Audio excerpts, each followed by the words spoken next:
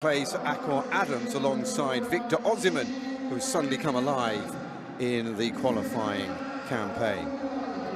101st international match for the man who put them into this game, Chancellor Mbemba. 89 minutes on the pitch. There he is on the right-hand side of you. He comes and shakes hands with Wilfred Ndidi, the defensive midfielder for Nigeria, based in Turkey. Jalal Jayad is our referee this evening.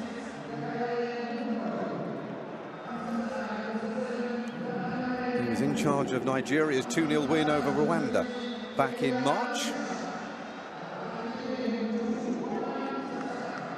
Mustafa Akhad and Zakaria Brinzi are two assistants he knows well. Lalu Baram from Algeria is our VAR, with Hatem Gira from Tunisia.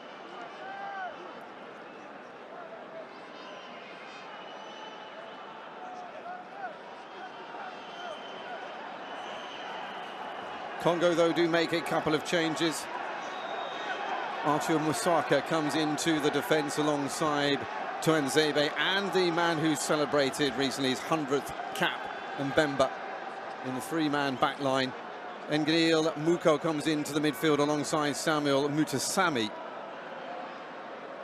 whilst Theo Bogonda is alongside Cedric Bakambu again, and Sadiri and Babuku will be trying to pull the strings in an attacking sense as well.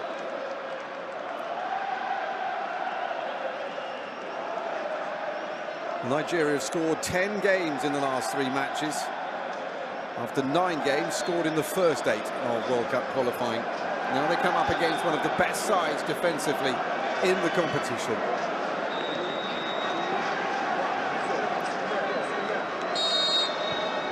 It all comes down to this: 90 minutes or more to decide who will go to the Inter-Confederation playoffs next March.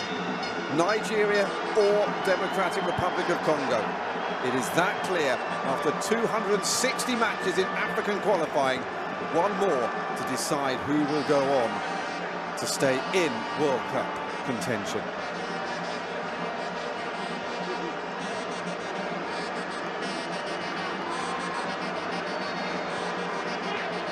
Well, both of these games in the semi-finals started off relatively cagily. No goals from either of them in the first half, as the tension and the nerves set in. It wasn't until the 78th minute of Nigeria's game that they finally breached the Gabonese defence. However, they didn't win it with that goal. Akor Adams with his second of the qualifying campaign. He found his goal cancelled out by Mario Lemina's deflected shot in the last minute of the 90. And it wasn't until Chidera Ejuke scored in the 97th minute, at 7 minutes into extra time, set up by Wilfred Ndidi, the captain, that Nigeria finally managed to assert themselves, following it up 5 minutes later with 2 goals from Victor Osimhen. And the encouraging thing as well for Eric Shell, who has transformed the fortunes of this Nigeria side. He's the first ever non-Nigerian African to coach Nigeria. Sebastien Desabre, a Frenchman in charge of Democratic Republic of Congo, has done a similar job for them.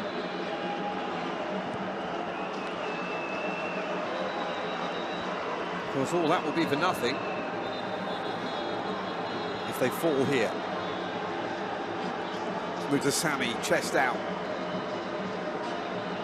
Former Nantes man in midfield. He spent a lot of time in the central defence in the last game. Now the man who now plays in Greece.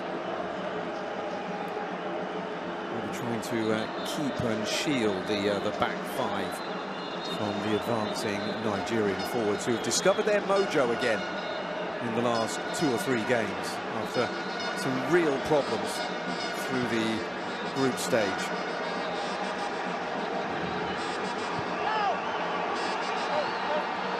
Zaidu, and the first shot goes in! Deflected! 78 minutes they had to wait in the semi-final. Barely 3 minutes in the final itself.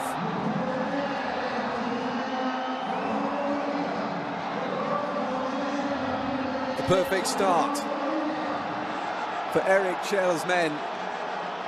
And Frank Onyeka, who came in for Akil Adams, who scored the goal, the opener in the last game, comes in and scores the opener here. Not dealt with in the middle.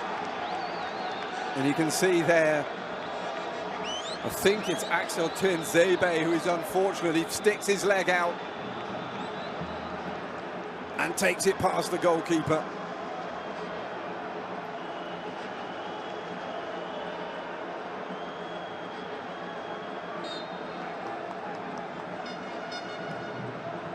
Well, we're in for a good night now. Now that we've got a goal here, it's going to really change things.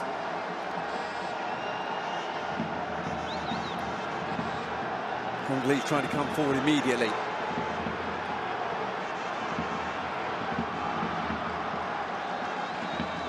Decent ball in here with Wan-Bissaka involved early on.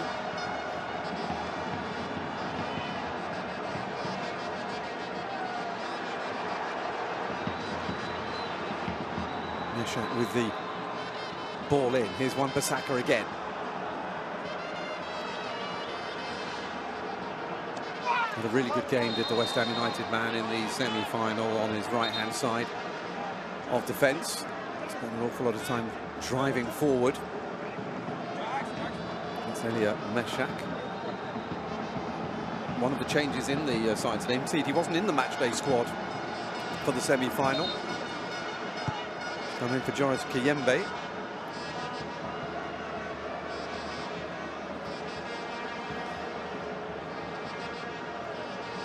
And there's another change as well with Mario Sterkens has come into the matchday squad again and is on the bench.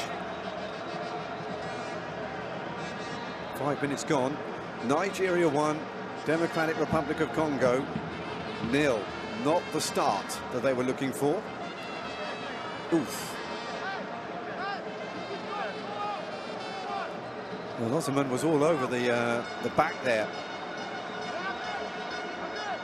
of Aaron Wan-Bissaka, and he's already wearing that mask because of a previous head injury. Didn't stop him ripping it off in celebration, and his shirt as well, when he got the first of his 2 goals in extra time of the semi-final. He got booked for the first one, so remembered not to take it off the second time, otherwise he would have ended up being sent off. He was complaining about the challenge. I'm not sure there was really anything untoward in that. Off we go again then. Ngale Labuko, the Lille midfielder. Square by Tuanzebe.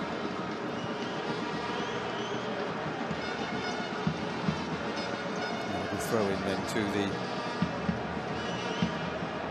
team in blue. Mabuku. Montpellier man has fed that off, in fact, and it'll be a goal kick then to Nigeria. Important here that Nigeria just cement their place. The euphoria of going in front and never more vulnerable than when that happens. You've got to make sure that the celebration ends and you refocus on the job in hand.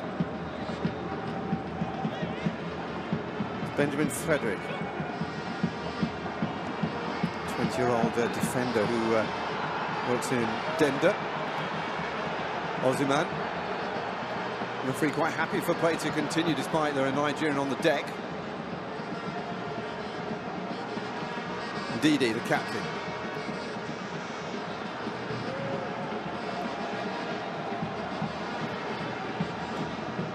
Challenged by Arthur Masaka, one of the changes in the Democratic Republic of Congo side, a man who plays for Sunderland, who are doing so well in the Premier League at the moment. Masaka on as a substitute in the last game. Centre-back joining Tuanzebe and Mbemba for this game. Bakambu, under a few chances in the semi-final. Zaidu, another chance again, or it's a real shank from outside the area. The shot comes in from the captain, Wilfred Ndidi. Yet to score himself in this qualifying campaign, although he has set up a goal.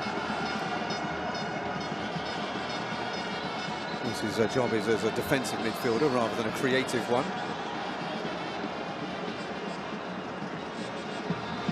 The Besiktas man is a real solid rock for his team.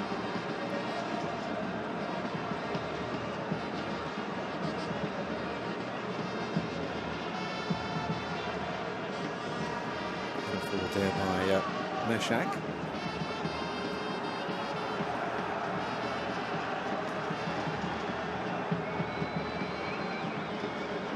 Picked up by Sami Ajayi, the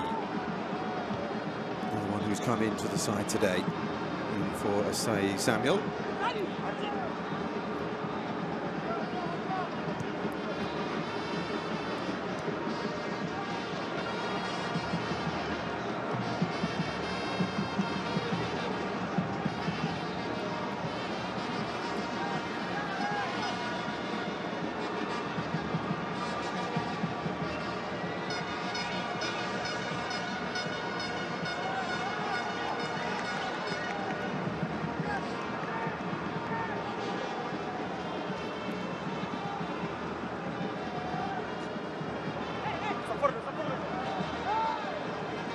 Saka trying to make his way down that right-hand side, but being well marked out of it.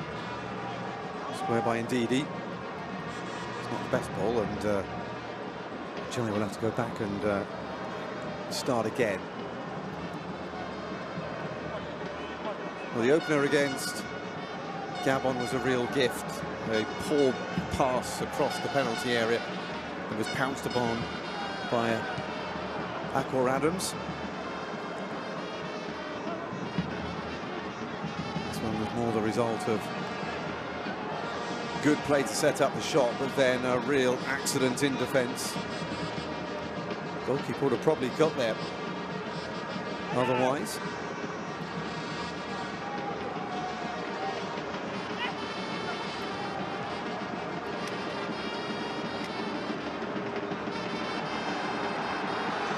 Finally, here comes Democratic Republic of Congo. Elia Mashak has been corralled in the corner, but he's going to get the decision.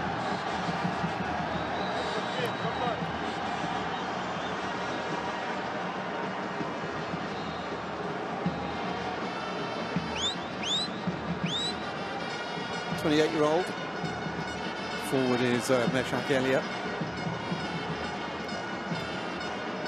Made his name at Young Boys in Switzerland, went and spent 6 months on loan at Nantes, is now at Allianz Sport.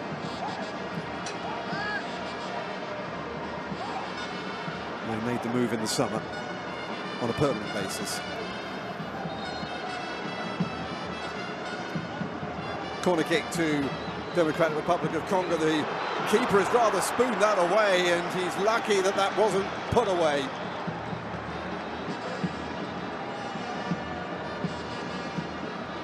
Just didn't get hold of that at all, and Muko couldn't keep it down. The man from Lille unable to come up with his third goal of the season in this competition. Eric Shalsaido still in the lead, heading into the second 10-minute period of this first half. Osimhen just couldn't get the ball to stop bouncing enough. That's dangerous though from the men in blue, and Osimhen nearly managed to close down the keeper, Lionel Mpassi. And he was born in the suburb of Paris to Congolese parents and came through the Paris Saint-Germain academy. Taken over from Dimitri Bettel in goal for the second half of this campaign. Corner kick then to the Super Eagles.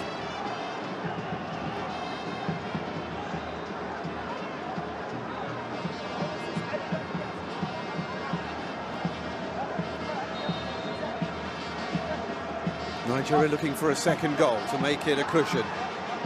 Slightly overhit corner though.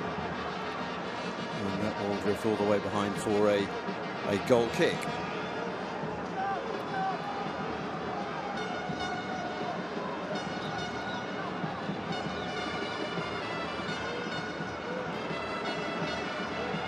Congo had to absorb an awful lot of pressure from Cameroon in their semi-final. Buemo had a few chances to. It's a good ball forward. However, it is intercepted well by Calvin Bassey. Fulham teammate of Alex Iwobi in England, who's also in the side today for Nigeria.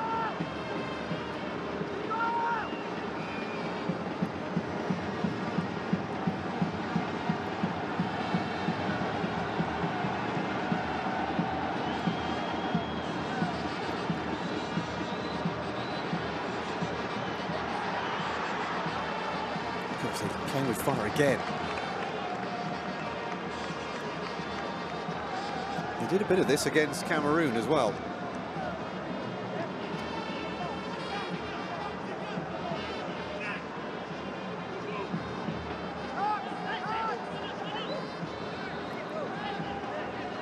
Zaidu then ready for the throw-in.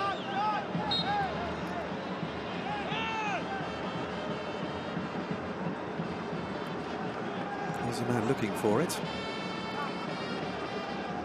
Coming up against Chancellor Mbemba, the Centurion, a national hero for the Democratic Republic of Congo, especially after that goal, but even before. Header forward by Ndidi. There's an offside though on the far side that will bring to a halt Nigeria's ambitions coming forward there.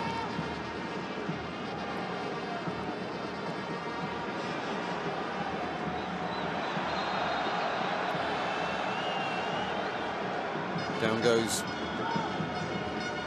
Nathaniel Mbuku from the challenge by Benjamin Frederick. Just putting his shoulder on the Montpellier left winger and bringing him down. 15 minutes gone, Nigeria 1, Democratic Republic of Congo 0.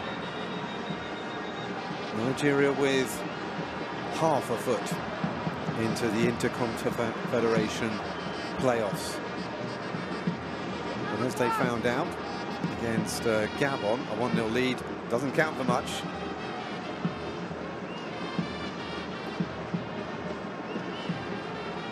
They really put that tie away in extra time. And they did it with real confidence as well. And Victor Osimhen is on song.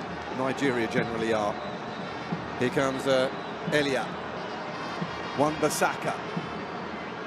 Was building up nicely there, but it might still do that. Elia's got it back again. No, it's not really near the goal. Wan-Bissaka will keep it in, keep up the pressure. Comes out by Mutasami. That's a decent ball. Just a little bit too high though.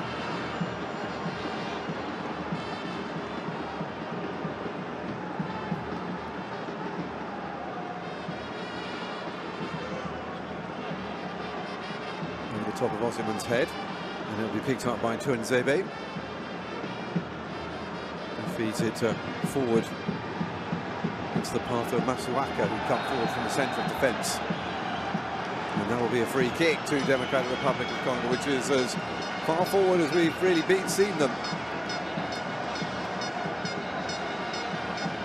It's great work by Arthur Masuaka, the Sunderland central defender.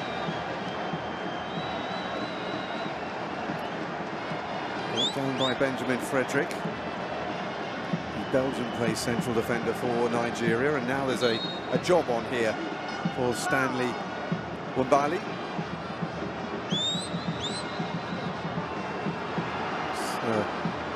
Easily out by Osimhen. Free kick given. Just point again to a promising set piece for Congo DR.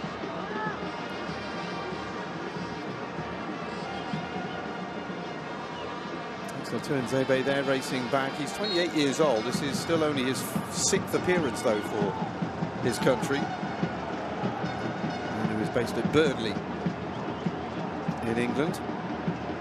Coming up against a few Premier League rivals on the international level, including Iwobi and Yeka. And of course, Bassi at the back.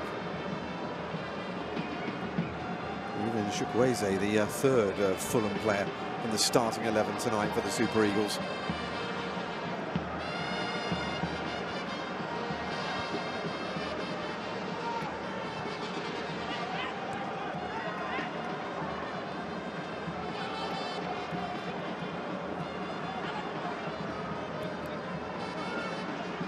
Lookman, former RB Leipzig man, now at Atalanta in Italy.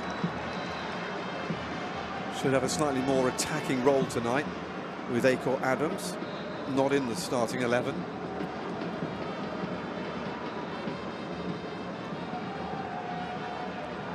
They're working well here, Nigeria. The passing is smooth and they're putting things together nicely. You can see they're a confident side now. Zaidu once again trying to come down this left flank.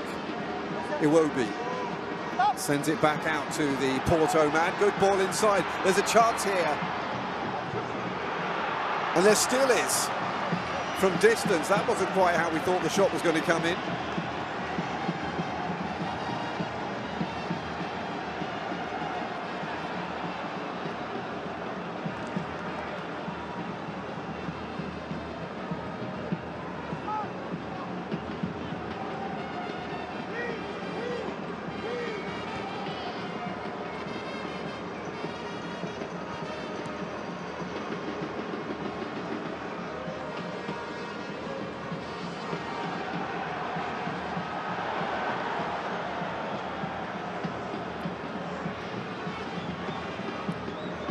Coming up to 20 minutes then, Nigeria getting just the start they wanted. Took them 78 minutes against Gabon, it's taken them 3 minutes here against the Democratic Republic of Congo. They lead 1-0.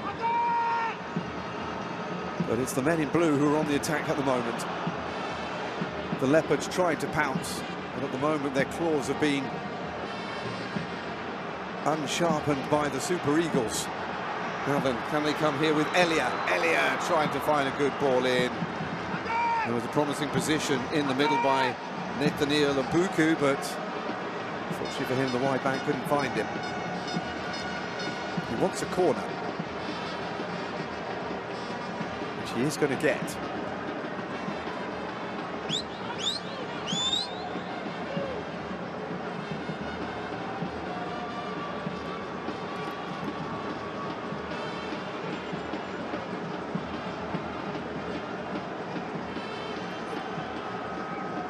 Whilst Nigeria have had goals aplenty in recent games, Democratic Republic of Congo have rather dried up somewhat, and there's a good example of it. Poor ball in. And for Masuaka, the centre-back, in charge of the set piece, but it didn't work out at all. Far too close to the goalkeeper, and a comfortable catch for Stanley Wembali.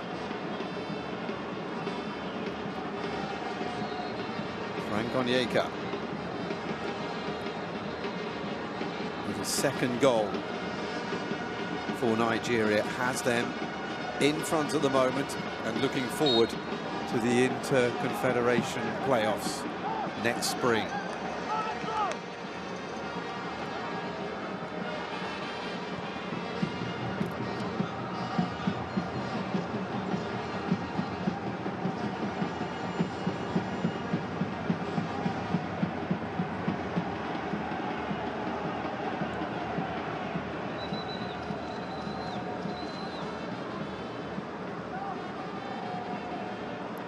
Backwards from Samuel Muzasami. The Republic of Congo just need to keep their head down here. Keep coming, it's only 1-0. They're persisting trying to get down that left-hand side, but they haven't had an awful lot of joy so far in this first half. And Artu Masuaka is the latest to try it and get stuck. He's comfortable on the left-hand side. He can just as easily play at left midfield as he can at centre-back. The 32-year-old English-based player. He's yet to be involved in a goal, though, in this World Cup qualifying campaign.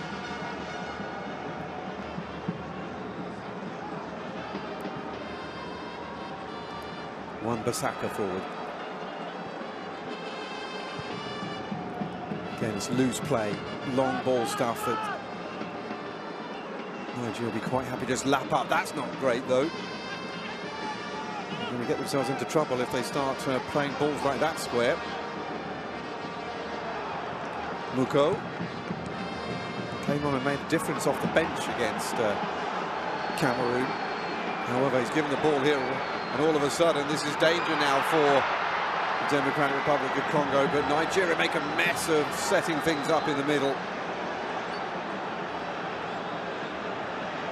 Victor Osimhen lashing out at Ademola Lookman for that lack of killer ball into the box.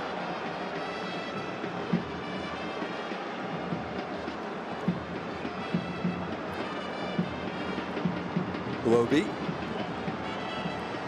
Nice interchange. The former Arsenal man now trying to send that ball forward, but intercepted. And again, Osimhen is doing his nut down there. Well, he such a barren run. And all of a sudden, he seems to have rediscovered his form. A hat-trick against Benin in the final group game. And then 2 more goals in extra time of the semi-final against Gabon, and everything seemed to be going well. Let's not forget, though, that he might not have needed to have scored those goals in extra time had he taken that chance that came right at the end of the 90 minutes that he somehow managed to spoon wide. Nobody was more relieved than him when Nigeria came through and won in the extra half an hour. Disappointment though for Gabon. They are the only team in the semi-finals who've never been to a World Cup. Nigeria have a proud history in the competition. And now it's Eric Schell's job to try and put them back up there. They had 3 coaches through 2024. Likes of Jose Peseiro and Finidi George, Augustine Eguven, before Eric Schell finally took over. Even Jose Peseiro came back and was there for the Africa Cup of Nations.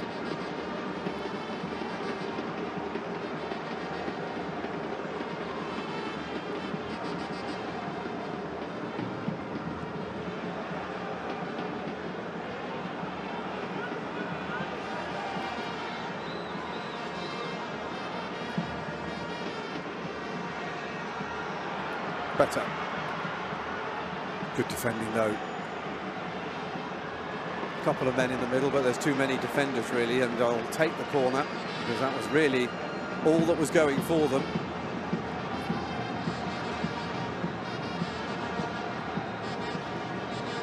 Sebastian Desabre, but just the 1 defeat in qualifying, but it just shows you how hard it is to get through as group winners. 1 defeat through the whole competition, and yet, like Nigeria, who also only lost once, only good enough for 2nd place. Well, for Nigeria's case, the draws got in the way as well. Only the 1 draw for the Democratic Republic of Congo. Congo DR then have a corner kick, which is taking a while to be taken because the referee's having a word with Mbemba and Onyeka. In comes the corner now. It's a great ball.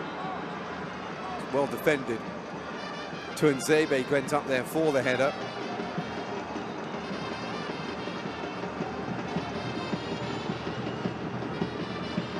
Hasn't scored or been involved in a goal in the qualifying campaign.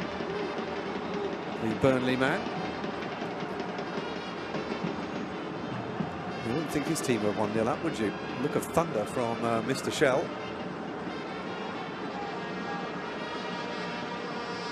There's a man looking forward. And he might get it. Referee, though, has seen a foot up by the Nigerian striker.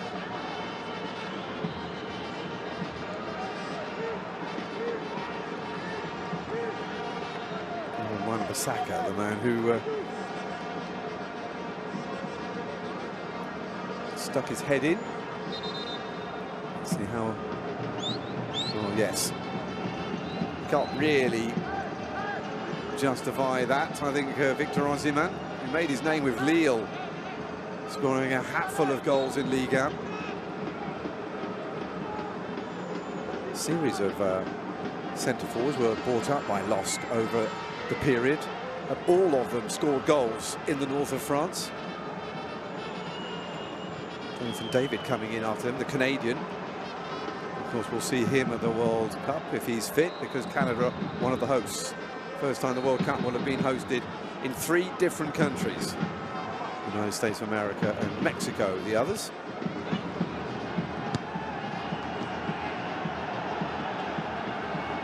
Lookman. Again, he can't get the ball in. And again, the shoulders drop of Osimhen in the middle. Elia is brought down by Samuel Chukwueze. 50 caps now for him. 26 years old. No goals, but 4 assists in the qualifying campaign for side.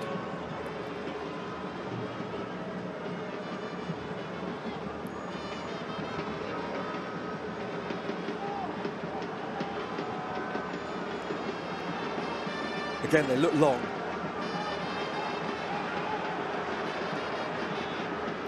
Follow-up ball by Wan Bissaka. Mutasami.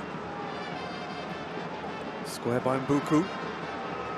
And it will come in from Masuaka. No, it won't. Well defended again.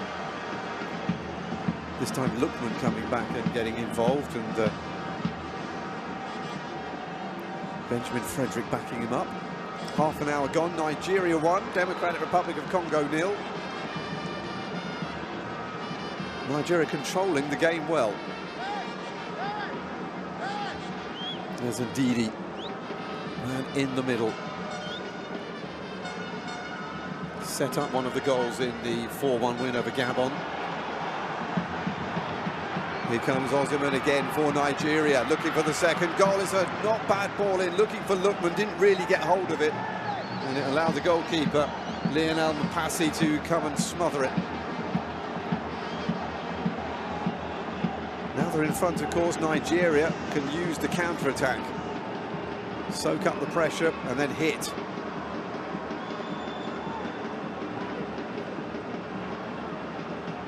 Tactic that will probably become more and more prevalent the further into the game we go, if it stays the same scoreline. As the Democratic Republic of Congo are forced to get more ambitious. Didi.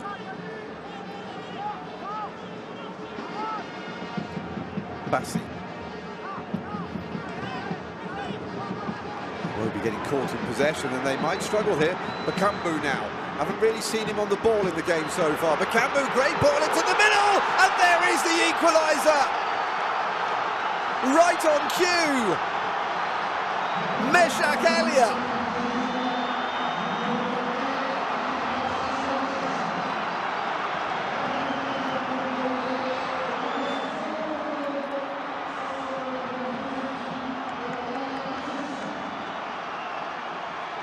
His second goal of the qualifying campaign is a big one.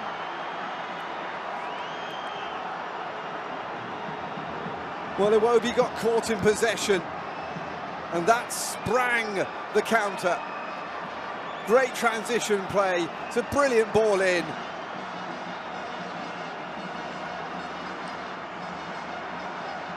And Didi couldn't control it and just put it on a plate.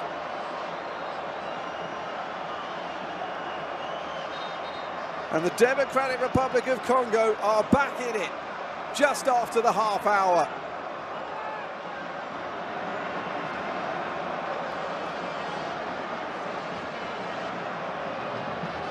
They're a team who have usually gone in front in the campaign, but they had to come back here and they have shown the character to do so. Nigeria 1, Democratic Republic of Congo 2, or 1 as well.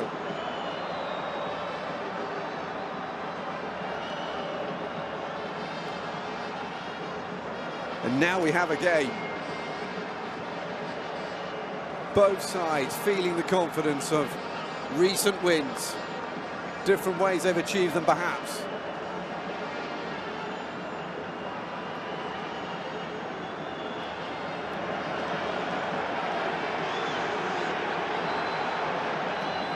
Bakambu again.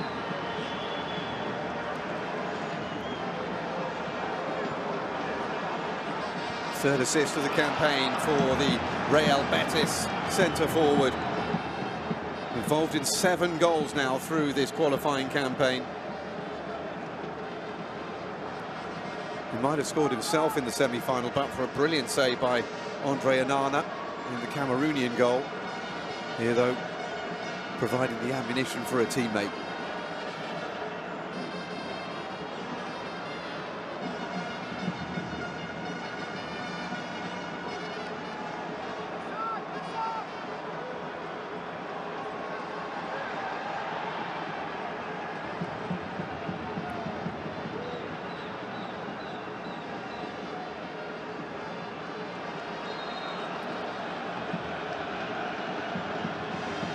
There's a great atmosphere around the stadium. There's a buzz. The World Cup feels real now. We are at the sharp end of many of the qualifying campaigns around the world. This is the 261st game of African qualifying. A playoff to play on, and that will be a goal kick, much to the disappointment of Ademola Lookman. He's only been involved in 1 goal in the qualifying campaign. Really good defending by Tuanzebe. Just refused to sell himself there and just stayed upright. Lookman made the decision. And it was Lookman who buckled.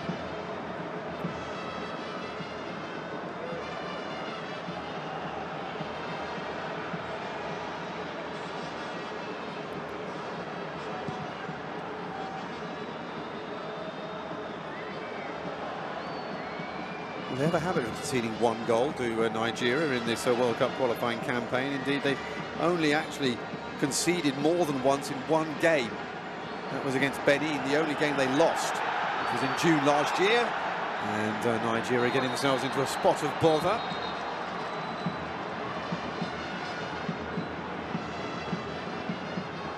Stanley Wabali called to make a very hurried clearance.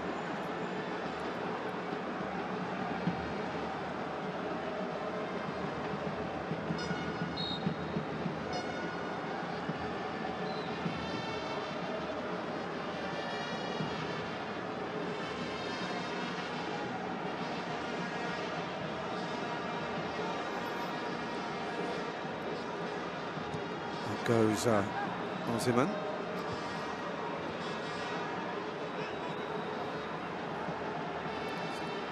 Pretty loose in midfield in this game.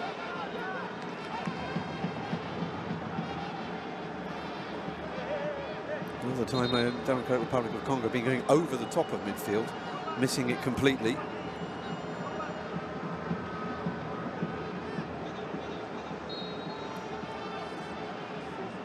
Just making sure that Nigeria take it from the right place.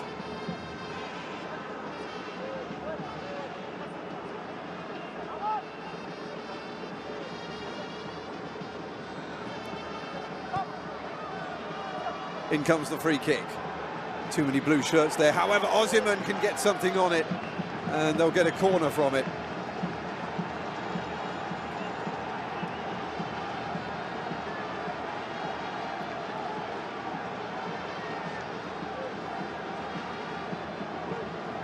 Tough angle, to be fair. Osimhen goes into the middle then. The corner kick comes in, is looking for where he is. Oh, it was Lookman who managed to get something on it. Kelvin Bassey was also milling around, and now all of a sudden it's Democratic Republic of Congo looking for the break out of defence.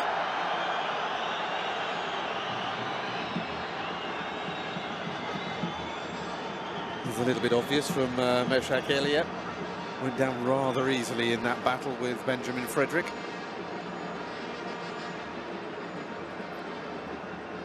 He's on loan in Belgium this season. Is the 20-year-old central defender at Denda. On loan there from Brentford reserves. So this is a good shot window for him.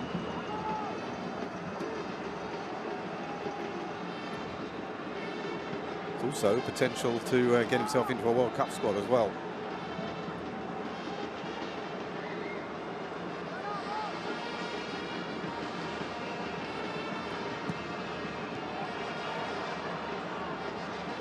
Inside comes Zaidu. Didi.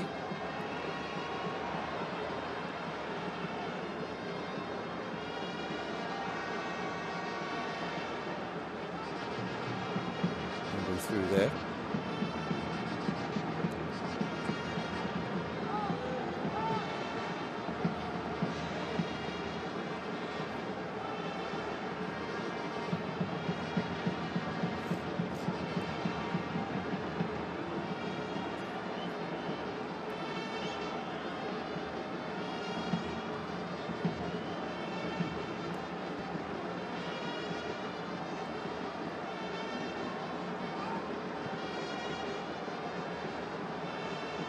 Well, for all those draws at the beginning of the campaign, a few wins now coming through. Unbeaten now in 7.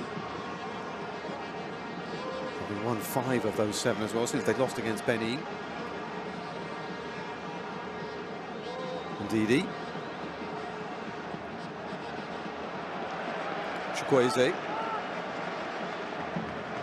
When you're unable to craft a way through.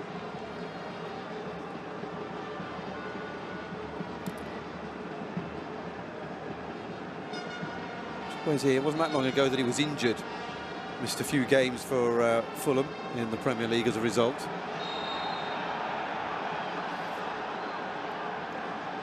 Nigeria think that should be theirs. The assistant did not agree with him.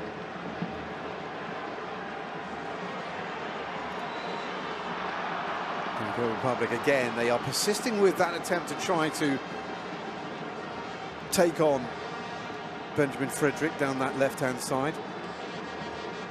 Right-hand side for Frederick as he defends it, but there's 4 minutes to go until the break, and we're still level here in the African playoff final.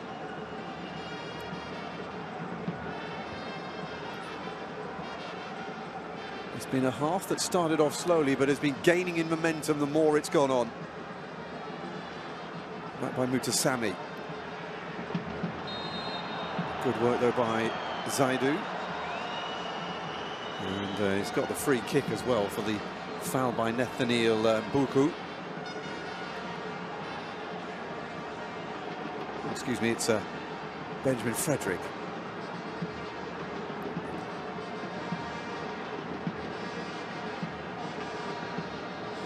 He stayed down as well. He's got cramp.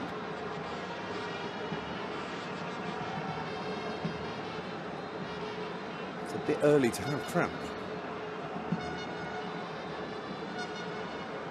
Well, this is the nearest that Democratic Republic of Congo have been to going to a World Cup in many a year, and they are making the absolute most of it. Nigeria, they've been a bit more accustomed over the years to going to the big event, but they've struggled of late.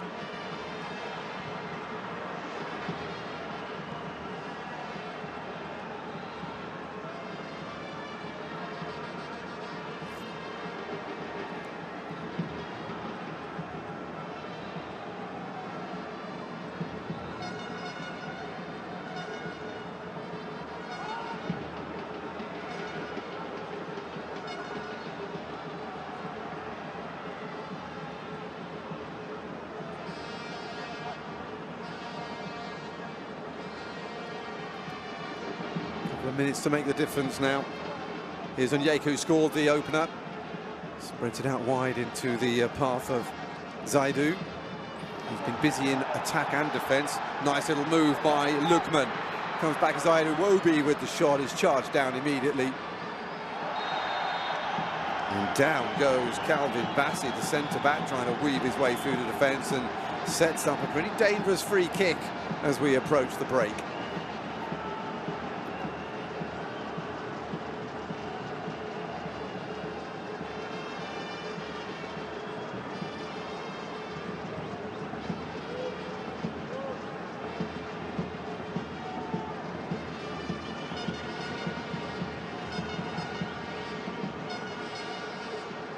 Nigeria missed the boat to go to Qatar for the last World Cup in 2022, and it was something that did not go down well back home.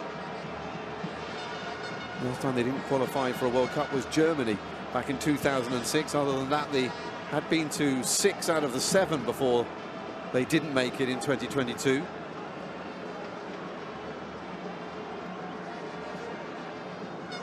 '94 was the first time they qualified for a World Cup, which was also in the United States of America, but on their own this last time, rather than as a trio of countries, which is what will happen this time.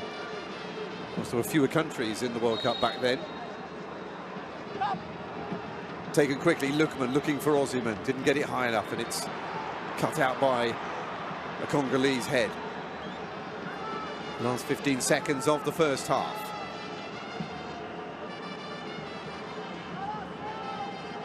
I imagine both coaches are chomping at the bit to get their teams into the dressing room and have words.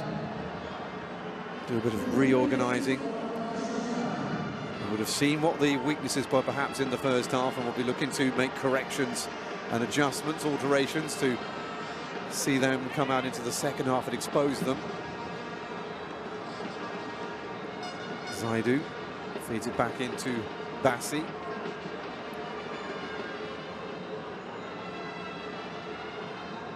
Chukwueze.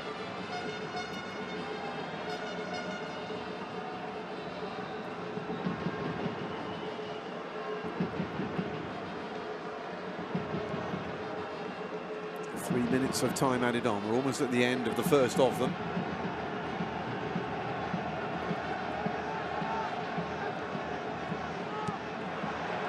Oh, they've done it again. That's where they lost the ball that led to the goal, and it's the same man, Bakambu, who has it. This time they make the challenge. Down the line it comes, though, from Muko. Bakambu, well, it was a dramatic dive to the floor, but the assistant was convinced that it was a foul. Calvin Bassey isn't. He was the man who was adjudged to have been the protagonist.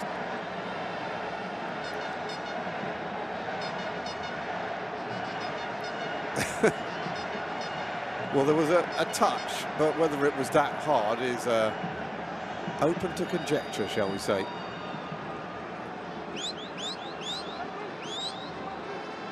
And a late chance here for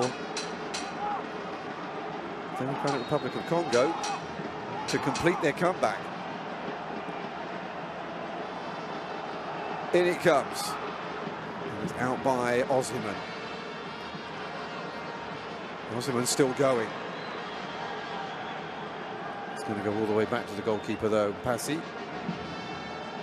Osimhen still keeps going, tentatively. But Bassey sends it up the other end. A minute to go, time added on at the end of the first half. Still 1-1. Still impossible to know who will be representing Africa at the Interconfederation playoffs.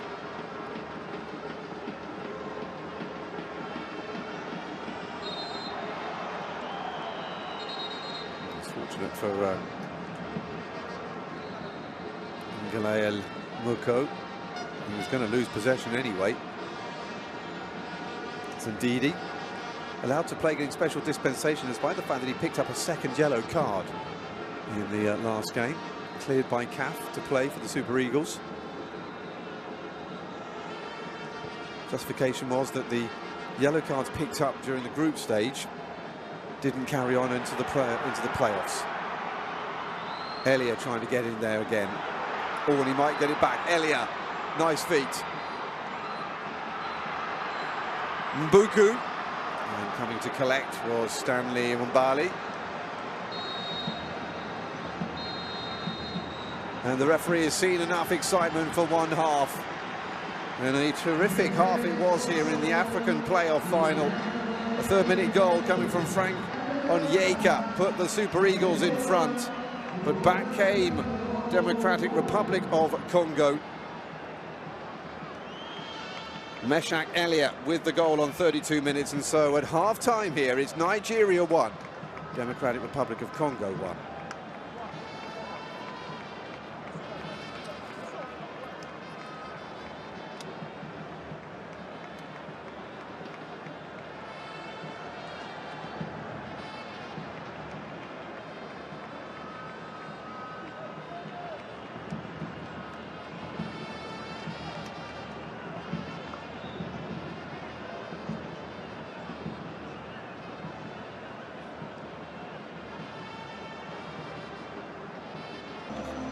Capital of Morocco, where the Africa Cup of Nations will take place later in the year, but we have the World Cup on our minds, and so too do Nigeria and the Democratic Republic of Congo in the African zone playoff final.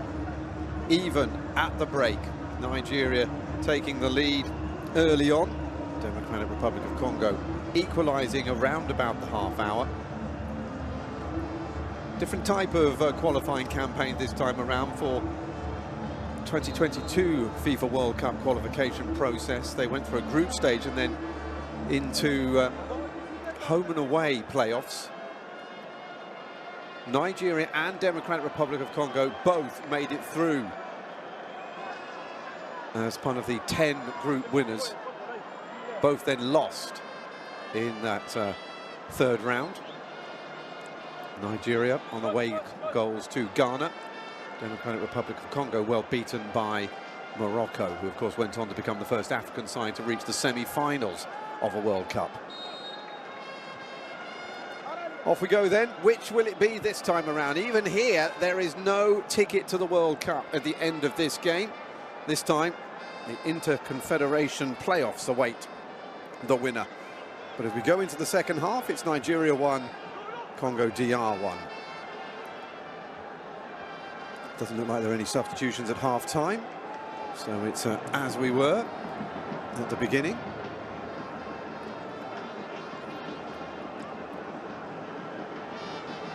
Two sides confident in the first half. Nigeria started well, but Democratic Republic of Congo, even when they conceded, never really looked like their heads went down. They're a team that were more often than not the team that scored first in their group campaign. Only in the 1-1 draw of Senegal, which was the only game they didn't score first in, including an own goal that Sudan scored against them, or for them, you'd have to say. DR Congo actually also led in both games against Senegal as well, but lost the lead in both. Particularly painful the second time around, as they were 2-0 up. The loss of Yohan Wissa since then has certainly hindered their ambitions coming forward.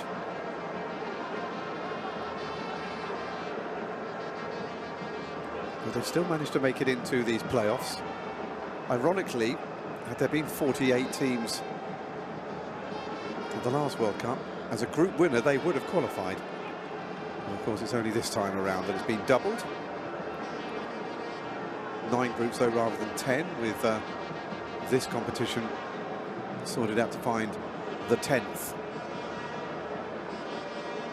qualifier.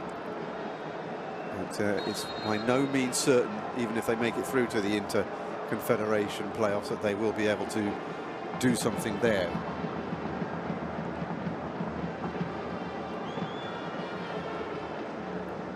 There are teams like New Caledonia from Oceania in that competition, but also Bolivia as well, who are certainly a credible threat. There will be teams from the Asian qualifying coming there as well. Nice little ball inside by Frederick. And the ball is repelled once again by Chancellor Mbemba, the match winner in the semi-final. against Cameroon. Seems incredible when you consider that there were 9 teams by right going to the World Cup from Africa, and Cameroon couldn't be one of them. A team that's been to the World Cup more than any other African nation, but beaten by the side in blue here today.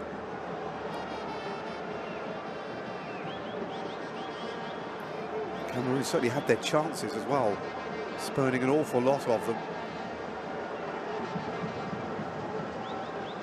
The Democratic Republic of Congo didn't actually set up that many chances, but they were much more clinical. And it was a beautiful corner that was sent in by Brian Sepenga. All the way across goal, and arriving at the back post was Chancellor Mbemba to guide it in. Not with his head. You would have expected him to have scored with a header, but it wasn't with that at all. It was a lovely sort of half volley in the end, beautifully stroked home. Great way to celebrate 100 appearances for your country. Good tackle.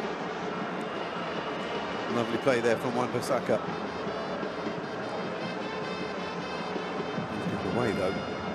Nigeria pressing. Kweze upended, and free kick will be given against Mutasami.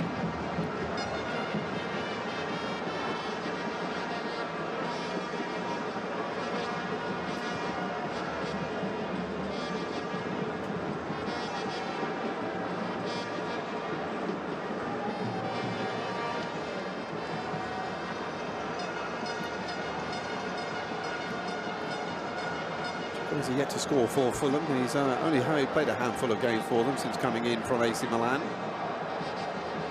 The Nigerian who started off his career with a long spell at Villarreal in Spain.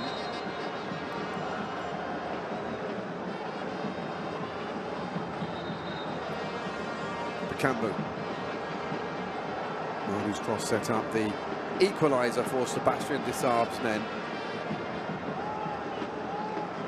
Calm figure. Is Desaab. He was very, very zen-like all the way through the game against Cameroon, and they must have a steadying influence on his team. Studied look of Eric Schell with his assistants. Had the ascendancy for half an hour or so. Now they've had to start again. They've been used to a teams coming back against them, so shouldn't really dissuade them too much. Democratic Republic of Congo on the attack, too high for Bakambu, all the way through, and it'll be a goal kick to Nigeria from the ball in from that flank by Noah Siddiqui.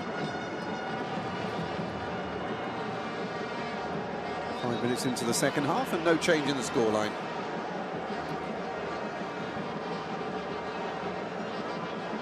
One thing that Desaab has done is he's tightened up the Democratic Republic of Congo defensively. It's become fairly hard to break down. Like I say, the 2 goals that they conceded against Senegal were the only times that they actually conceded more than once in the whole campaign. Mind you, the same can be said for the defeat, the only away defeat for Nigeria. Both teams lost away. Only Democratic Republic of Congo lost at home. It was that home win that destroyed their chances of winning the group. They were top of the group until that defeat. Senegal then went top of the group then. The first time they'd actually been at the top since the opening day. But they stayed there for the rest of the time until the end. Cedric Bakambu had given the Congolese the lead that day. Yohan Wissa made it 2-0, but then back came Senegal with goals from Pat Gay, Nicholas Jacksorf and Pat Matassar in the 87th minute.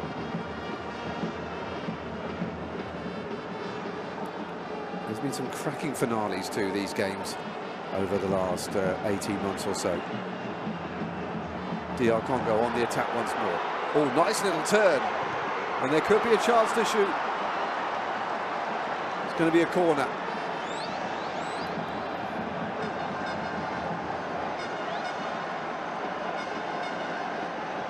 A warning shot across the bows there for Nigeria.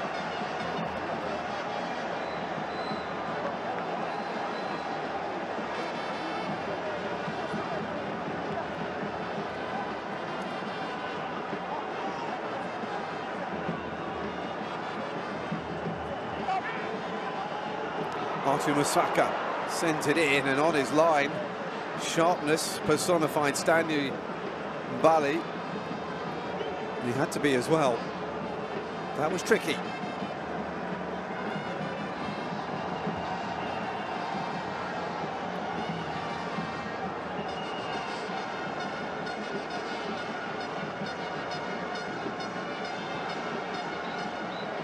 Forward by Calvin Bassett.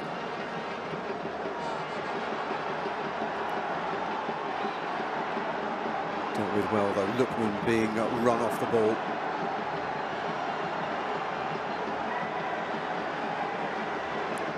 You can feel the Leopards becoming bolder. That ball into the middle, looking for Nathaniel Buku. A well-placed header in the middle there, stopping it getting to him. Back come Democratic Republic of Congo again, though. Here is Mbuku once more. Good turn. Nicely done. Good ball in by Muko, and it's claimed by Wabali.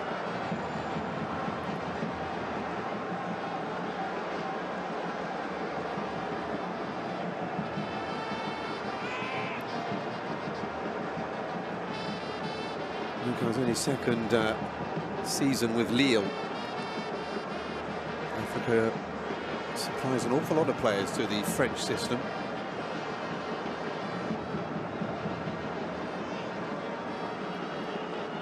Muko is yet to score. He's only in his fourth game for DR Congo in the World Cup qualifying campaign.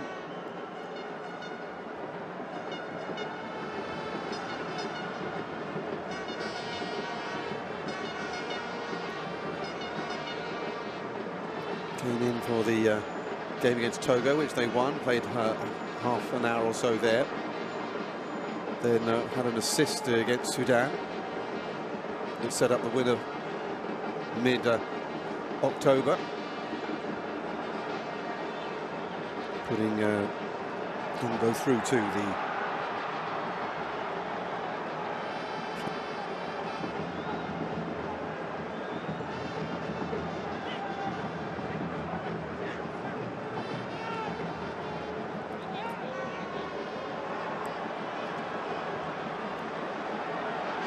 Muko. Once again, Muko building up nicely. There are plenty of blue shirts forward for this as well. One of them is Muko. Couldn't get it out from underneath his feet. They are starting to knock hard on the door now. Wan-Bissaka feeds it back to Nzebe. Wan-Bissaka's left that behind. Good defending by Frederick. However, an awful lot of time has passed now since Nigeria had so many real possession. Sadiki. Dangerous. Sadiki again. Oh, that's dangerous. It's going to go behind for a corner, is it? Or a goal kick. But the interesting thing here is what VAR are doing.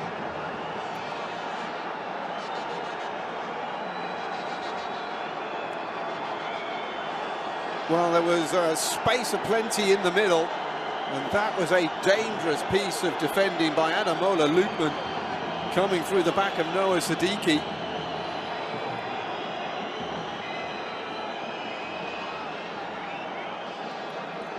And Ademola Lookman has had his last play. He's off. Ejuke is going to come on. He scored one of the goals in the semi-final against Gabon in extra time. And Moses Simon is also coming on as well, the former non-player.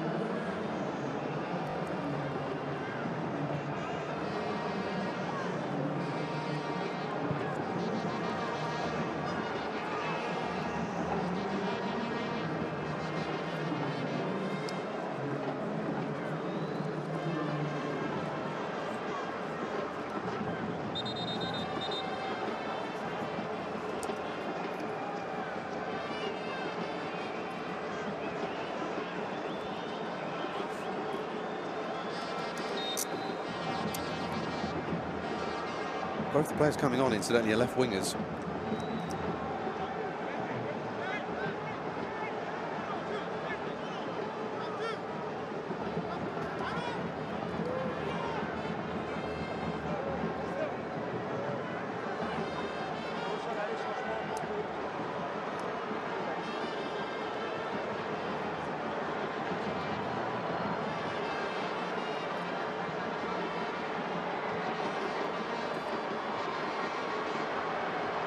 Who again overrunning them in midfield.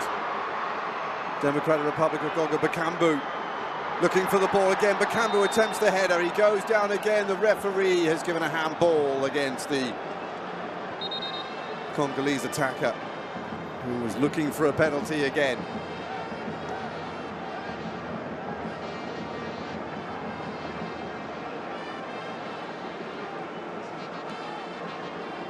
I'm not sure there was anything in that. Good little ball in by Elia, looking for Bakambu, but he's had a decent game. Bakambu is also coming off. And will be replaced by Fiston Mayele.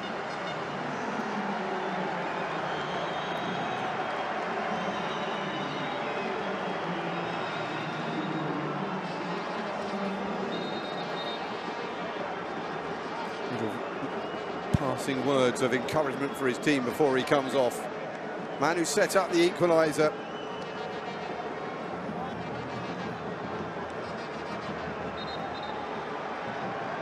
Being replaced by another experienced man, the man who plays in Egypt for Pyramids.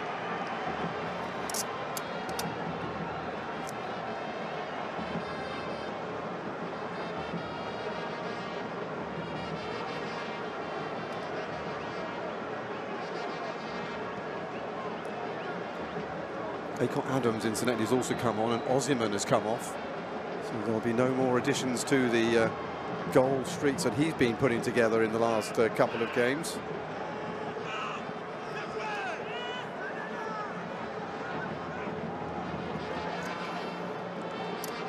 Each side allowed 5 substitutions, with another one if we go to extra time.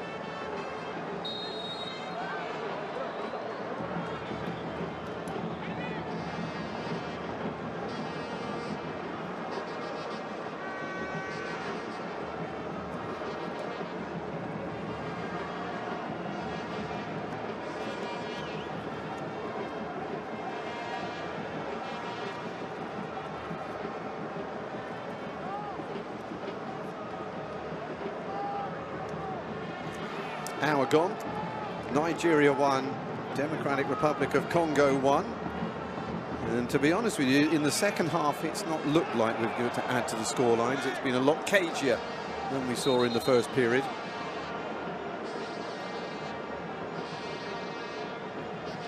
Benjamin Frederick getting up in a gingerly manner. 6th appearance in World Cup qualifying. Virtually all of his appearances for the Super Eagles have come in this qualifying period.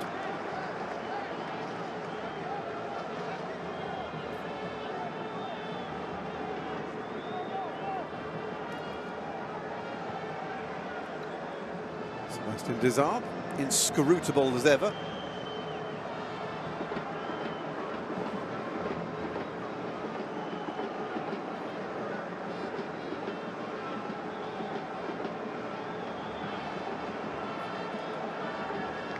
Took over the side back in 2023. 38 matches now. He's getting almost 2 points a game out of his game so far, which over nearly 40 matches is a pretty good average. Took over from when he was at Chamonix in the lower divisions in France, but was more known for the work he did as coach of Uganda before he went to Pyramids in Egypt, and Wydad Casablanca in Morocco. He's been around Africa quite a lot as well, being in places like Mimosas and Cotton Sport and Espérance. Even had a spell in Dubai, not so far away from Qatar. And of the United Arab Emirates.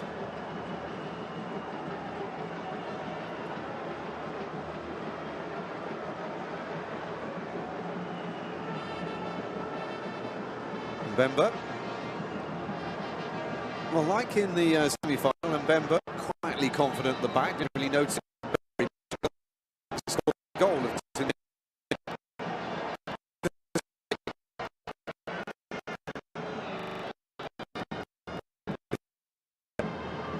Masuaka.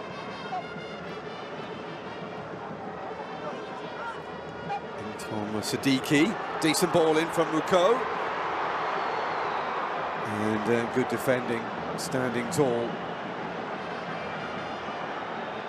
Nigeria trying to exploit this.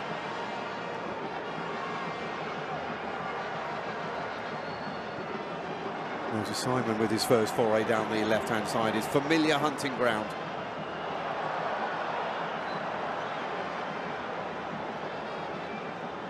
I thought Iwobi was going to be checked back there by the referee, but they've carried on.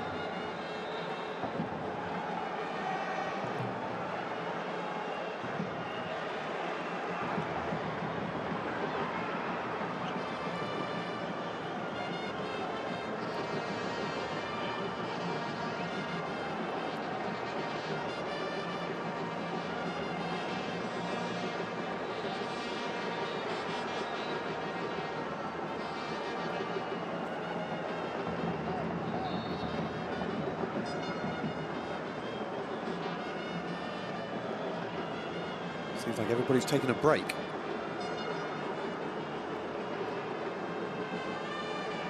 You can feel the tension beginning to descend like a cool mist in the autumn. The referee's going to give a free kick the other way. Nigeria was hoping that he would get it. Chancellor Mbemba, what's he done there? Akol Adams, the man who broke open the semi-final with his goal after 78 minutes, although it was handed to him on a plate by a really lapsed pass across the penalty area.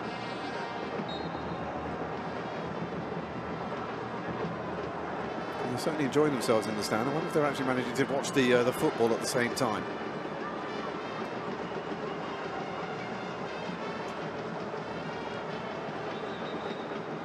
Terrific atmosphere inside the ground. It's been a hive of activity ever since the first whistle. That's a little ball over the top and a chance maybe for Fiston Mayele to get in behind. Good defending to stay strong against him.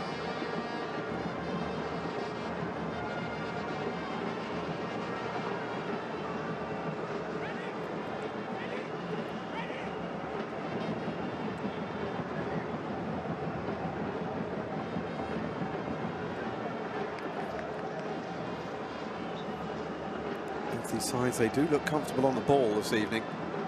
Confidence of wins in the last round, and of course they've both won their last 3 games.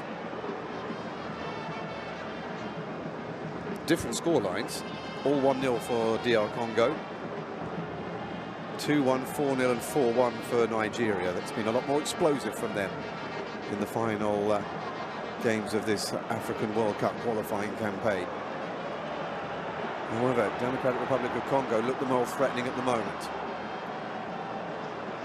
The ball will be kept in by Noah Siddiqui. Sunderland man now trying to take on Benjamin Frederick, and he's been penalised. What did I do, he says. Well, let's find out.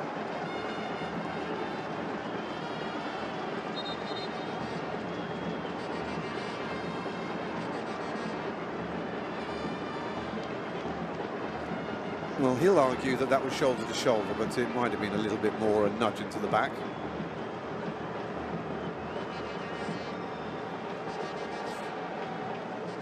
One of those that maybe if nothing had been given, nobody would have noticed.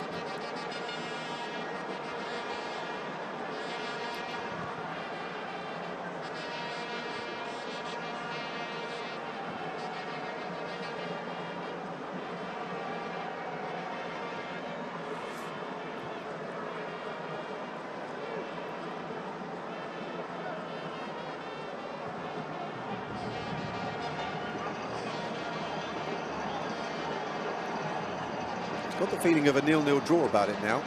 It's a game that could do with another goal to light the touch paper again.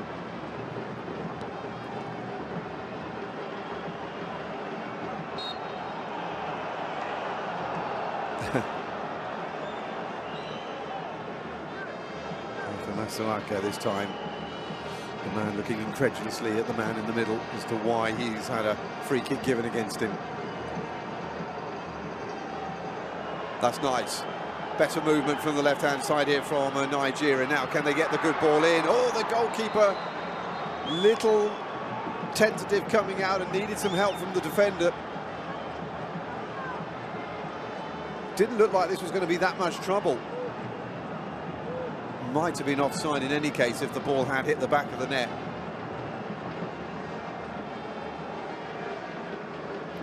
Offside flag actually did go up in the end.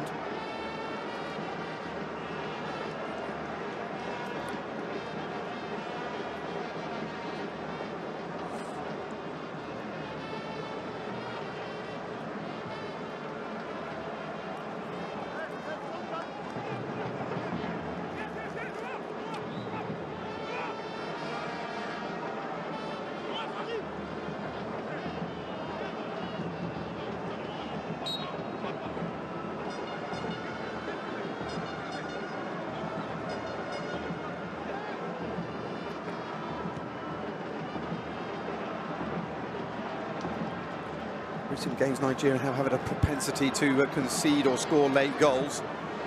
And we're heading towards the last 20 minutes now.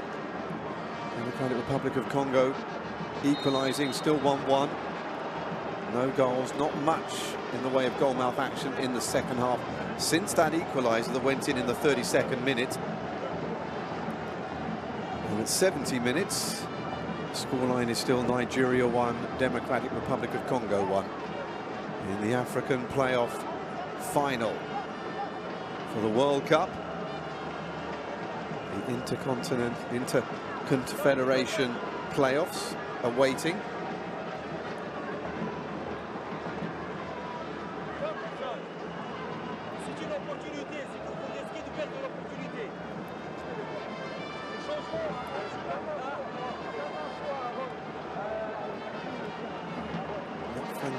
Who's on the deck, the goal scorer for Nigeria.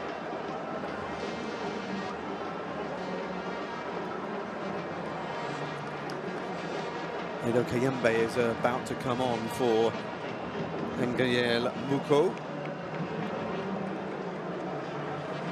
Elia is also coming off. The goal scorer for Democratic Republic of Congo as well.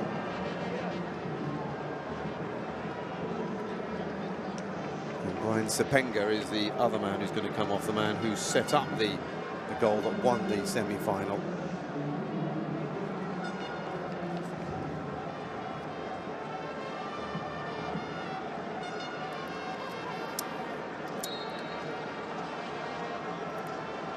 It's an attacking substitution here. Sepenga, left winger, all right winger. Be comfortable on both flanks. He was in Spanish football at the lesser-known Castellon.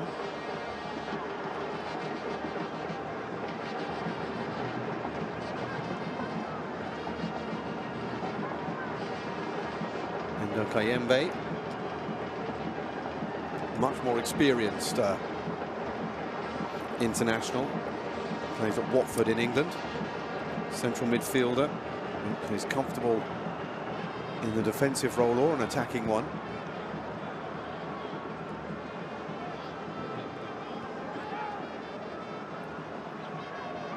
They've got just over 70 minutes to make the difference here. Here's Mbuku into one of those substitutes. Kayembe, 3 men to aim at in the middle. He couldn't find them though. It's made by Onyeka, who's back on his feet again after that little bit of treatment.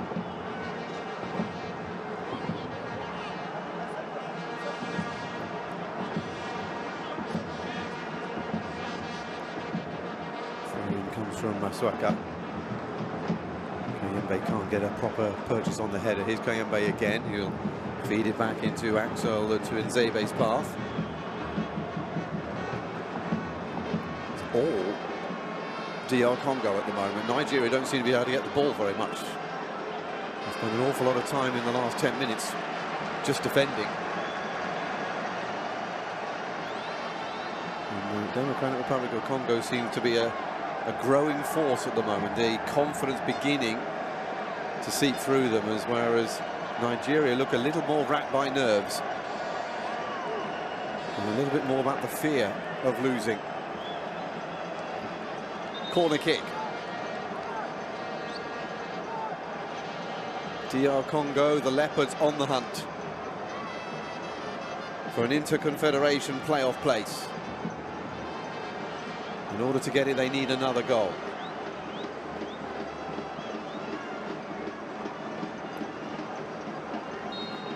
The winner against Cameroon came from a corner, came from a much better one than that, though.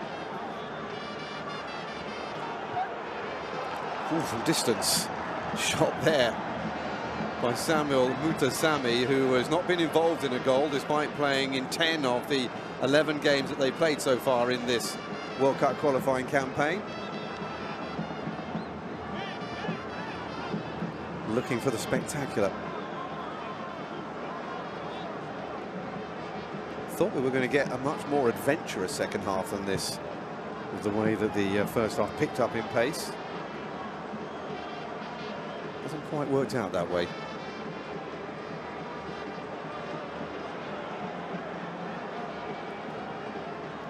Back come DR Congo again. It was Nigeria who were having most of the possession in the first half, but things have turned around in the second. You could say something similar about the way that DR Congo performed in the semi-final as well, against the indomitable Lions. 15 minutes to go. It's still Onyeka's goal and Elia's goal, which are the only ones we've had so far. Nigeria won, DR Congo won. And we are still no nearer to knowing who will be Africa's representative at next season's international playoffs. Onyeka is down again.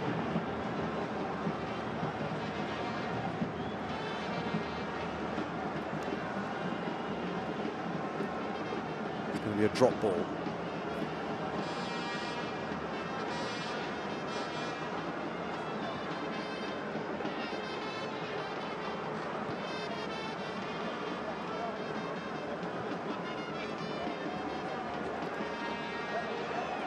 It's a nice turn by Buku. However, he's soon enveloped by Nigerian defenders.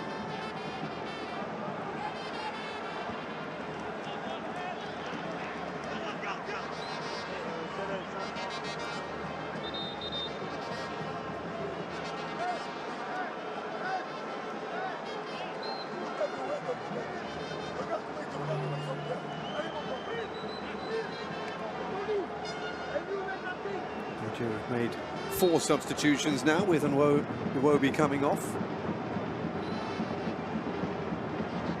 And Tolu Arakadare coming on. Another English-based Nigerian. He's a centre forward for Wolverhampton Wanderers. So Eric Shell getting a little more adventurous as well, replacing a winger with a full-blown striker.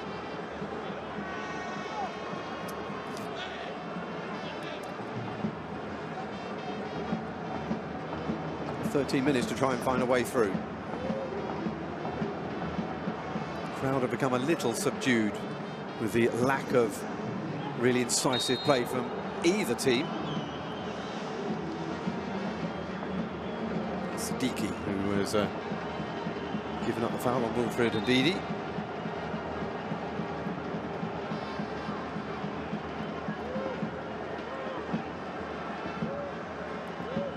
Ndidi, who couldn't control that ball in from Cedric Bakambu in the first half, that allowed the equaliser to be scored by Mashak Elia.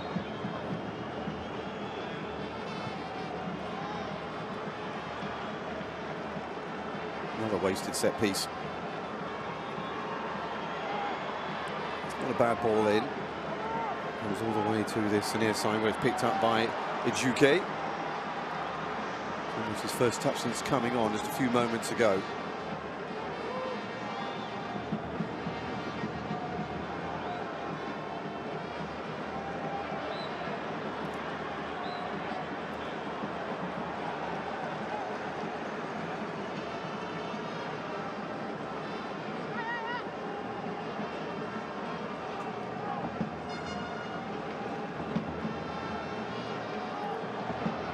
Well, that's not come all the way through here. Just about hanging on, the defence of Democratic Republic of Congo there.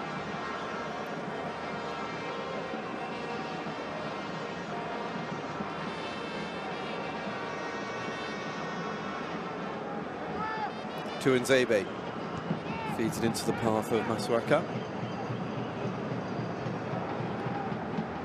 Muscular run from the defender. Slightly fortuitous ball forward though.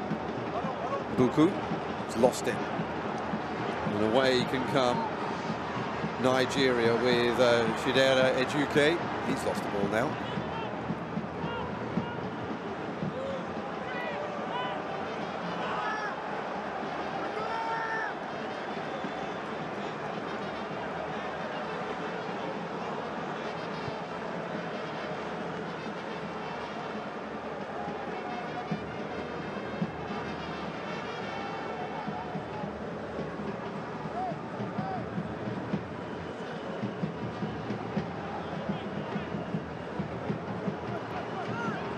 Through to the Interconfederation playoffs are Bolivia, New Caledonia, Jamaica, Panama. These two sides looking to join them. Mutasami, still the team in blue that look the more serious about this. Nigeria getting more and more defensive the more the game goes on.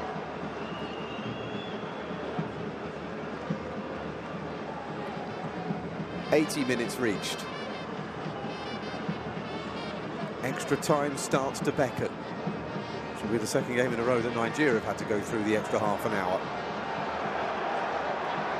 Nicely done. There by Sepenga. Little ball in by Sadiki.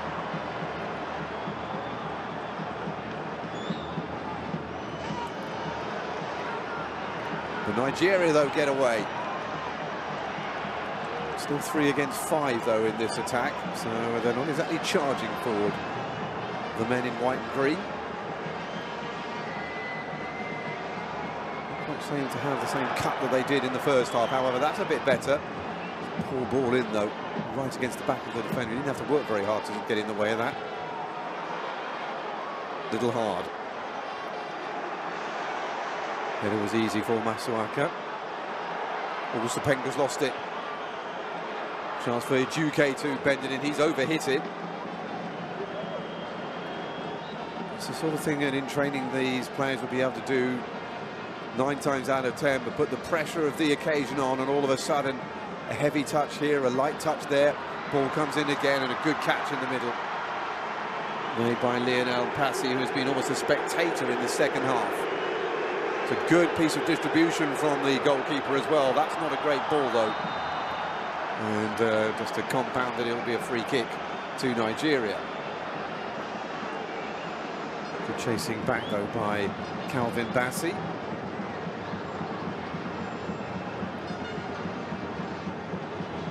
Still chasing hard though is Aaron Wan-Bissaka.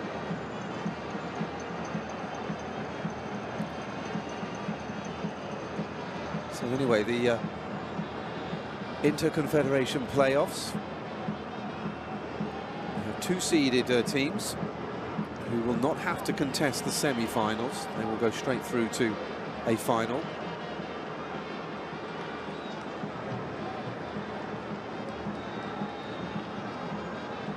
And it's all based on FIFA rankings, which is why Nigeria would be quite well placed to get a bye through that first round. We don't know who's going to come, though, from the CONCACAF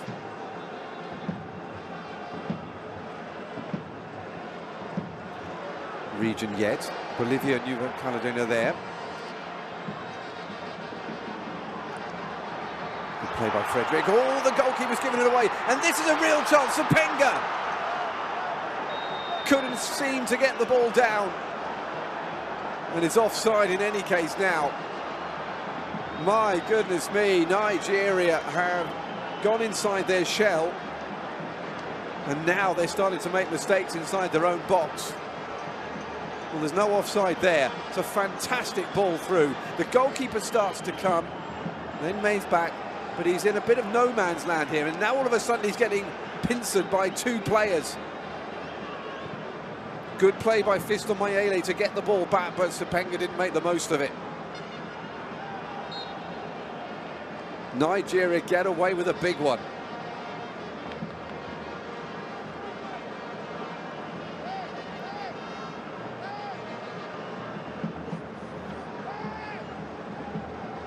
When you get the feeling that when these sorts of games get to these kinds of situations, it's all about concentration. Mental fatigue is kicking in, not just physical fatigue. And there, Nigerian defender and goalkeeper just got a little bit of a brain freeze. Another good ball forward. Well brought down as well, 3 against 3. That was a bit weak. Fiston Mayele going down very easily.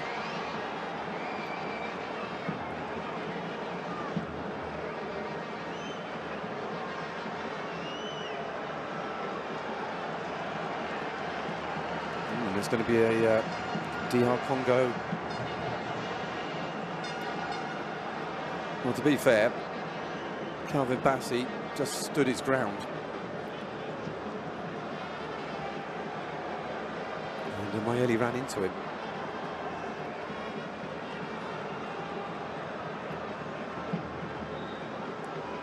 Five minutes away from extra time in the Africa playoff final between Nigeria and DR Congo. 1-1 at the moment. Both goals in the first half. It doesn't really look like having one in the second half yet, except for one moment when Nigeria nearly handed it to Democratic Republic of Congo in the same way that Gabon handed them the opener in the semi-final. Very similar. Muko. Too high. It's Mayele. It's done well. Into Masuaka.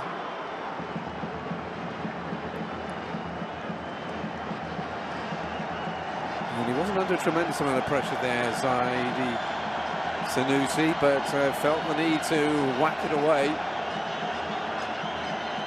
And the Congolese supporters start to rise here. They sense an opportunity.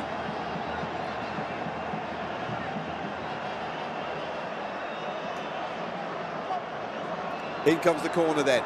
Last few minutes. And again, nothing comes of it. The set pieces have been really disappointing in this game. Let's not forget that's where the goal came from. And around about this time in the semi-final for DR Congo.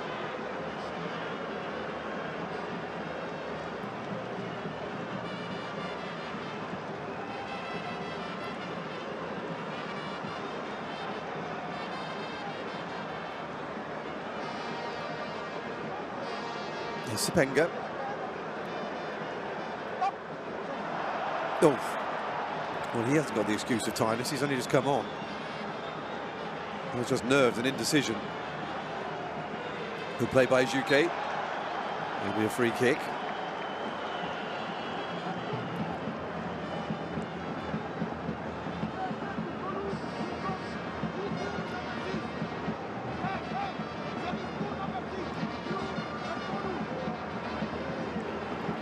This is when it comes down to who wants it more.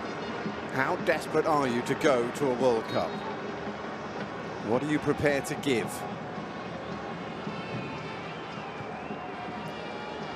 Forward by Bassey.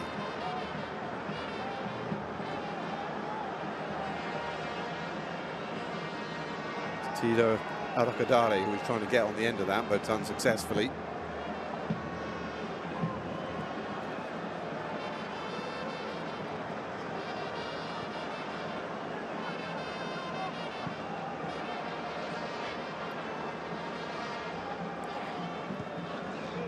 Masuaka.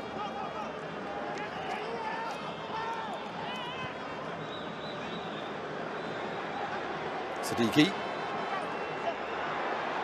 It's nicely done. Little ball in. Mayele looking for the spectacular in the middle. Aaron Wan-Bissaka just couldn't quite get the bicycle kick together. Looks onside. Sepenga with the ball into the middle. And Wan-Bissaka didn't look like a man who's done the overhead kick many times in his career. It would have been a spectacular way to win it, though.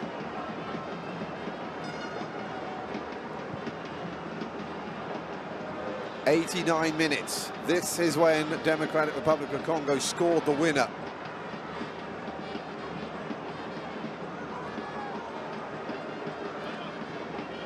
So I think it was a minute after the 90 minutes rather than a minute before, but it's certainly when Gabon equalised, but we've already had the equaliser in this game. So we're now looking for what would effectively be a golden goal.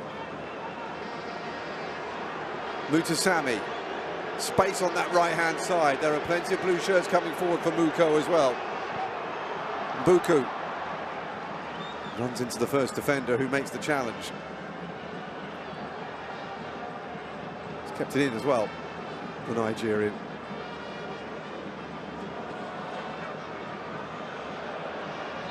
And look at Dade fighting for the ball with Wan-Bissaka.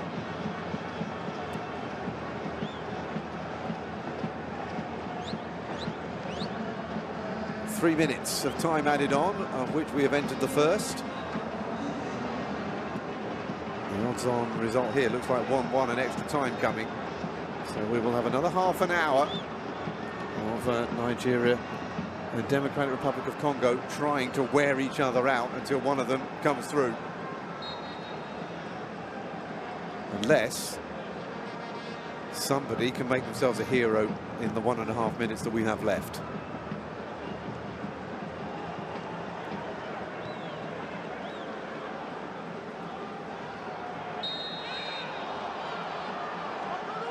Free kick against DR Congo, and specifically against Fiston Mayele.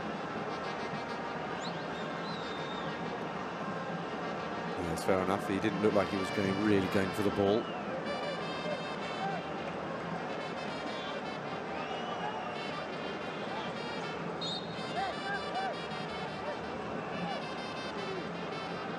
Fiston Mayele, one of the few players on the pitch that has spent his entire career in Africa.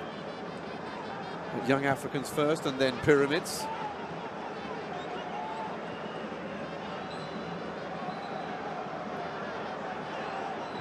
At the top level, that is, of African club football.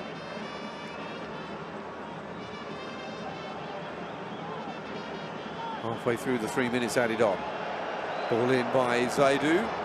Another ball behind by Zaidu. And for the first time we hear a little bit of dissension from the crowd. That was a poor effort. It looked like a tired effort. He needs to gird his loins again because there's another half an hour coming where he's going to have to find a lot more energy.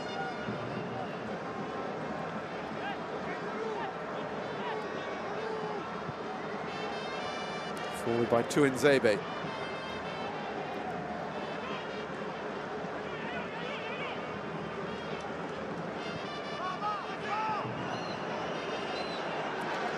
Sepenga, he looks though he's still full of energy, and so he should be, having just come on as a substitute. Oh, that's really good defending.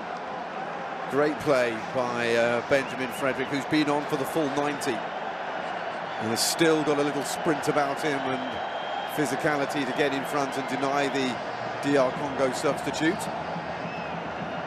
who has, though, I think, managed to get himself a corner.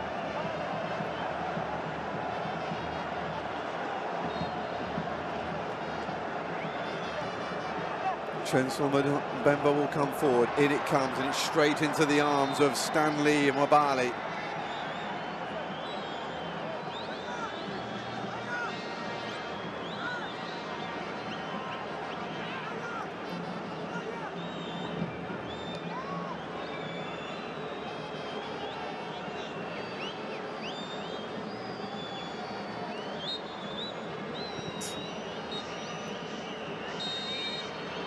Full time in Rabat. It's been a hard-fought second half after a first half that looked as though it was going to be a crusade all the way through to the final whistle. Nigeria opened the scoring with Onyeka in the 3rd minute. Elia equalised half an hour later. No more goals after that. Nigeria won. Democratic Republic of Congo won. We are heading for an extra half hour.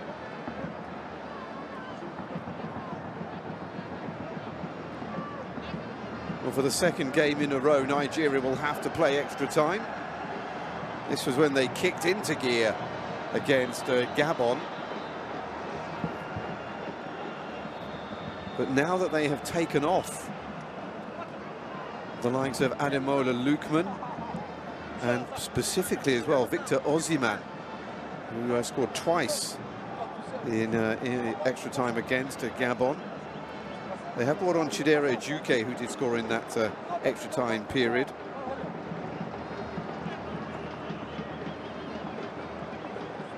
One of the fine things from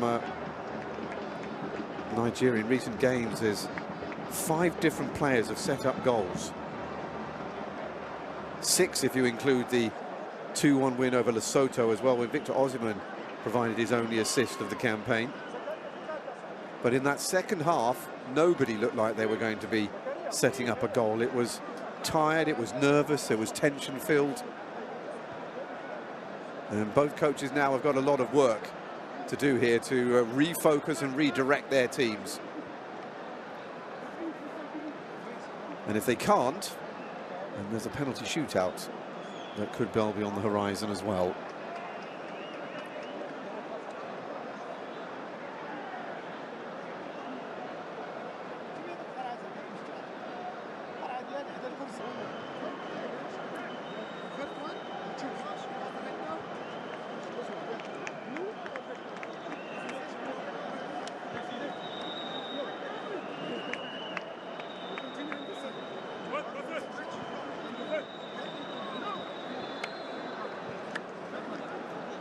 Many teams already through to the World Cup already. The 9 from Africa include those from Morocco, Tunisia, Egypt, Algeria, Ghana, Cape Verde going through. A stunning campaign from them to reach their first World Cup. South Africa, Côte d'Ivoire or Ivory Coast, and Senegal. They were all group winners through the campaign here in Africa over the last couple of years.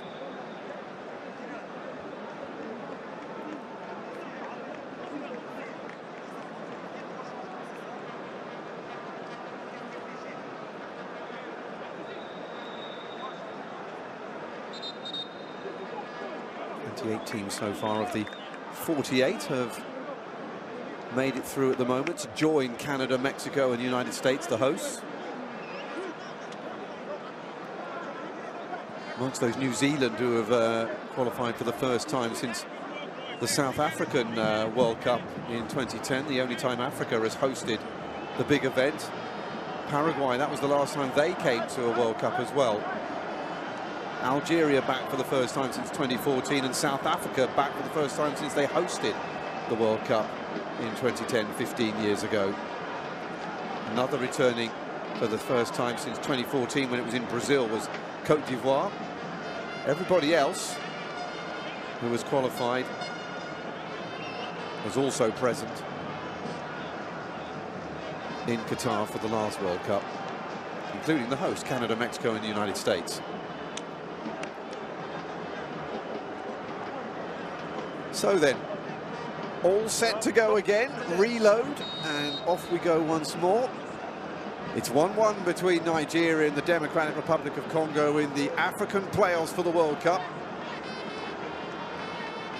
It was a second half rather devoid of goalmouth action. Will they be able to change that dynamic here in extra time?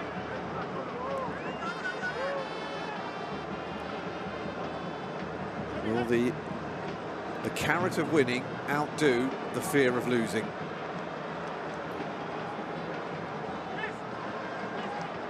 In the first half, you would probably have said that both teams were trying to win it. In the second half, Nigeria looked like a side that were trying not to lose more and more. And it was Democratic Republic of Congo who did most of the pushing forward. They were still lacking that clinical edge when the ball got up to the danger area.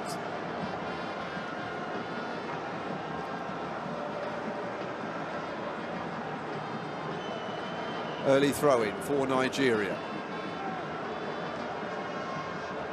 Now by Sepenga.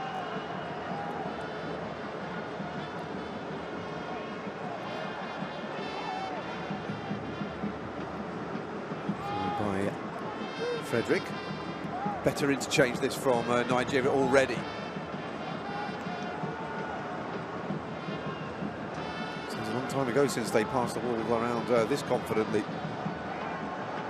By Mutasami tracking back.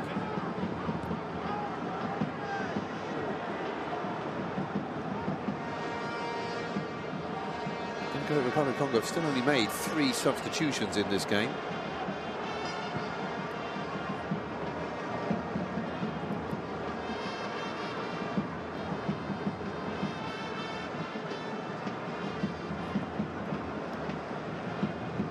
Basaka.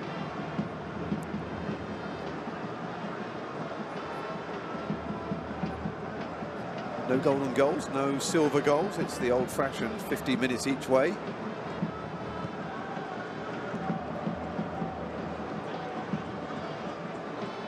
if we don't find a winner in that time, then penalty kicks coming.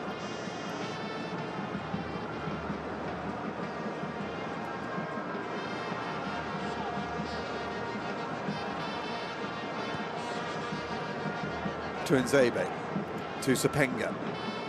He was looked as dangerous as anybody on the pitch since he came on in the second half. Square there by Siddiqui. And again, keeping it going here the other way by Kayembe. Edo Kayembe picks it up once more. It's a nice little ball inside Siddiqui. Again, that quality ball into the box. That was a good move by the Congolese side, but didn't lead to anything. They are still pushing though. This is what most of the second half felt like, with them camped on the outside of the box. Another half-decent ball into the middle, but dealt with by a Nigerian head. And that is representative as well of the second half as well. Nigeria just kicking the ball out without really much of a plan, and allowing Democratic Republic of Congo to keep coming back at them. Masuaka, Sepenga. Just hanging on there to Frederick. Oh, he's managed to get it back again. It's Siddiqui backing up. Buku. It should be the goalkeepers. Oh, it's gone in, but the referee has blown. Celebrate anyway.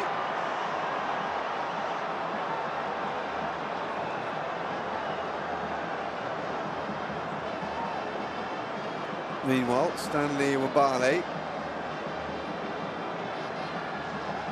is making sure that everybody knows that he was fouled. Onside, decent little ball in. Sepenga was trying to go for the overhead, but found the goalkeeper right behind him. Ball put into the open net behind him, but it is still 1-1.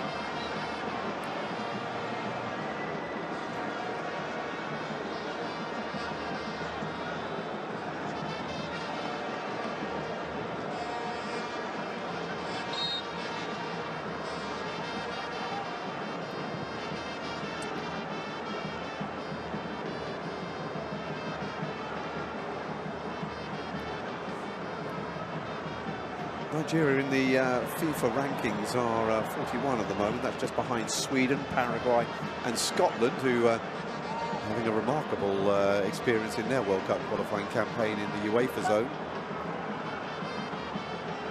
Sweeping ball, Sepenga brings it down well.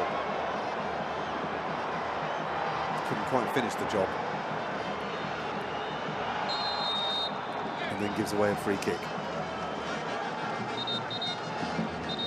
And Scotland actually managed to lose their game in a thriller a night or so ago, and they looked like they were going to be out of the reckoning to finish top of their group, and then Denmark managed to allow Belarus to equalise, and so it all comes down to a game on Tuesday. Zaidu is going to come off for Nigeria and be replaced by Bruno Onyemaechi.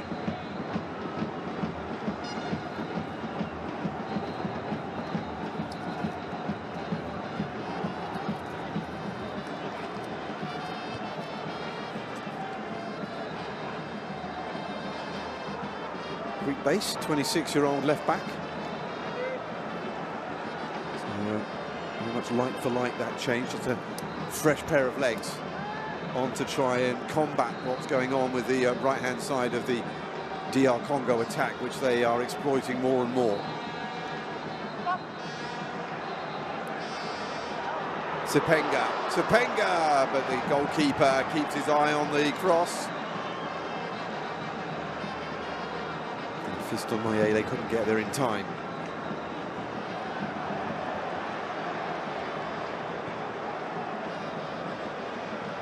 Sepenga again. It's all coming down this left-hand side now for DR Congo. No way through that time though for him. Sadiki infield into the path of Kayembe. Oh, it's a good little ball inside. Picked up by Mayele again. And it's offside though, unfortunately for him. And for DR Congo fans.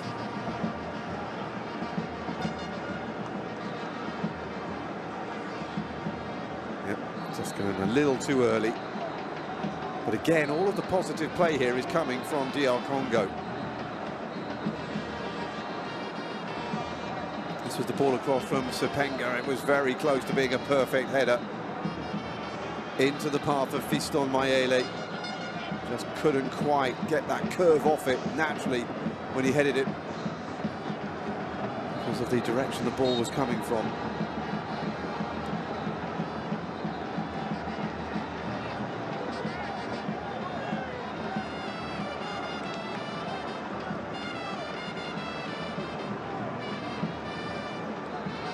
Meanwhile, Nigeria are unable to put anything together at the moment. They've made the changes, but it hasn't really changed the pattern of play from when they were made midway through the second half. No more Lookman, no more Victor Osimhen.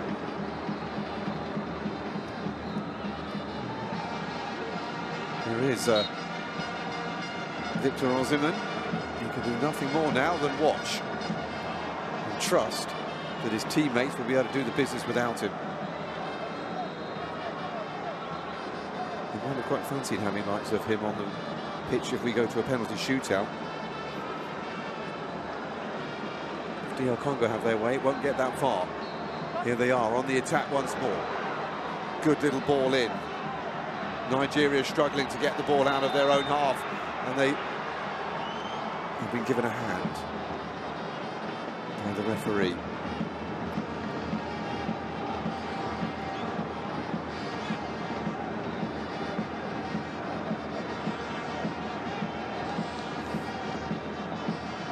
Handball, inadvertent, but it doesn't matter when you're an attacker. Edo Kayembe didn't know much about it, the Watford central midfielder, but the referee saw it and drew it play to a halt. So what does Eric Schell here do? Did actually win a penalty shootout against Jamaica in an international friendly back in May. And of the two sides, Nigeria are the only team that have actually had a penalty through the group stage.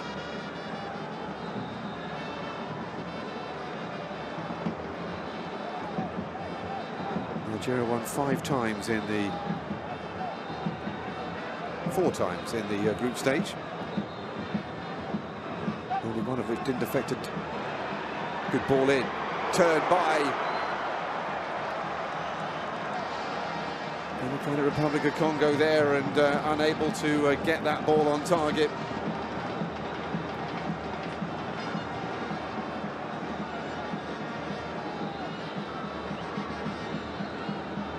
It was a good first touch by Mayele, but he couldn't get it from under his feet. We've reached 100 minutes in the game and it's still 1-1. 5 minutes to go of the first half of extra time.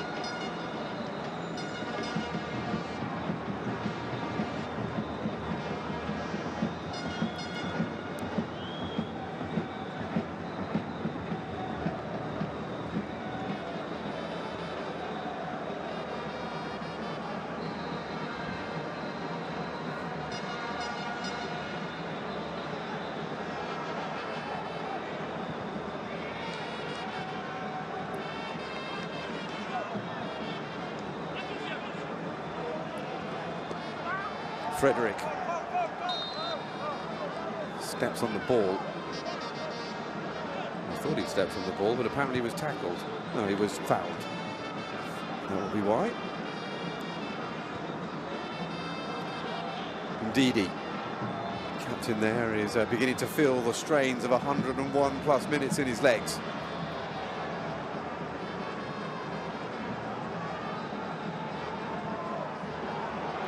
Ball comes in, and finally a chance in the middle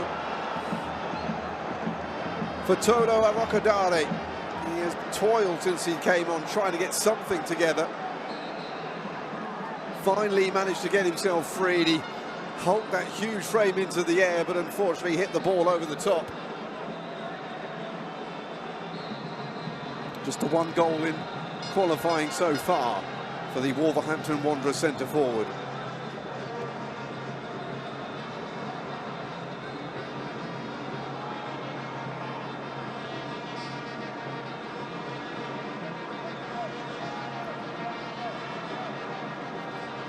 Edo Koyembe ends up going backwards.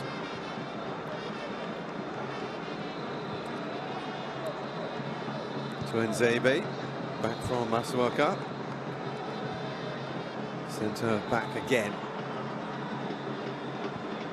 Walking pace now. Huge lug forward from Chancellor Mbemba, and Sepenga can only head it into the possession of Stanley Wabali.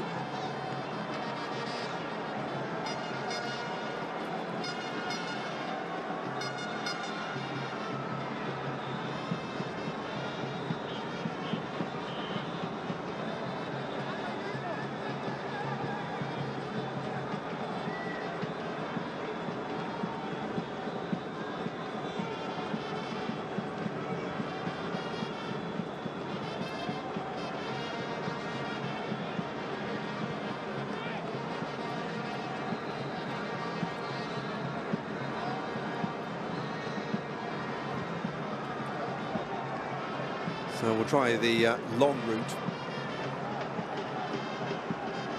Dare couldn't get there. They've tried that a few times in the game of Nigeria, and it's never really worked very well for them, but they've persisted with it. Now that they've got a big centre forward upfield like Tolo Arokadare, perhaps it makes more sense.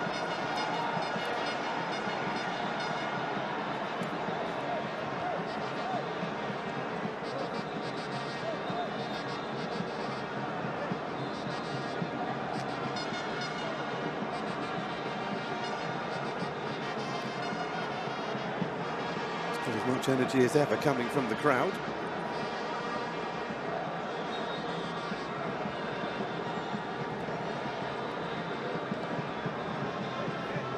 They've also gone the whole full 105 minutes nearly. We're a few seconds away from the end of the first half of extra time, on the way to what is beginning to feel like an inevitable penalty shootout.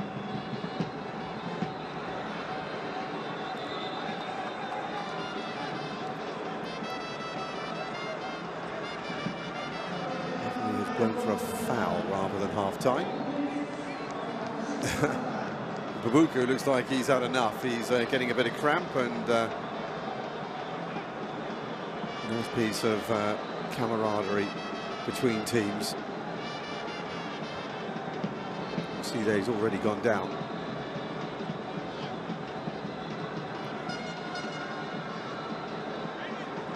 Nice piece of sportsmanship from Calvin Bassey. Looking over to the sideline saying, we're allowed to make some more substitutions, aren't we? Sebastian Desarbe just is more concerned about what time we're on. It's a minute gone now of the end of the first half of extra time, and the referee will blow. And it should be a relatively quick turnaround, although inevitably the teams will come across and have a little bit of a timeout with their coaches and get a little bit of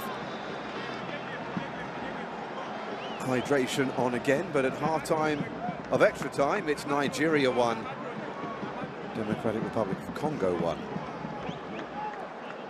We are balanced on a knife edge.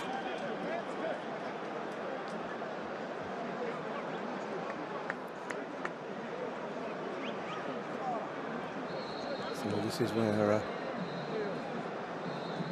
the coaches have to find some words of inspiration. I think it's more reassurance than inspiration at this stage. Just to reassure them that they're doing what they need to do, everything's going well, this is the way sometimes it goes, keep going. It's difficult to change tactics when your team have 105 minutes in their legs. The other word is make sure that your concentration holds. Don't let the fatigue in your mind start affecting the way you play. And the Democratic Republic of Congo fans, they are doing everything they can to inspire their team. A few of the Moroccan home fans as well joining in. If you've got tickets for the Africa Cup of Nations that will take part here in December in this country, then there has been free admission if you can provide the ticket for that. It's been a good initiative. It's not easy. Africa is a huge place, the distances are immense, so it's quite difficult for away fans to make the trip to follow their teams around the continent in the various qualifying competitions. Nathaniel Nabuko, not surprisingly, is coming off, and Mikel-Ange Barisha is going to come on to replace him.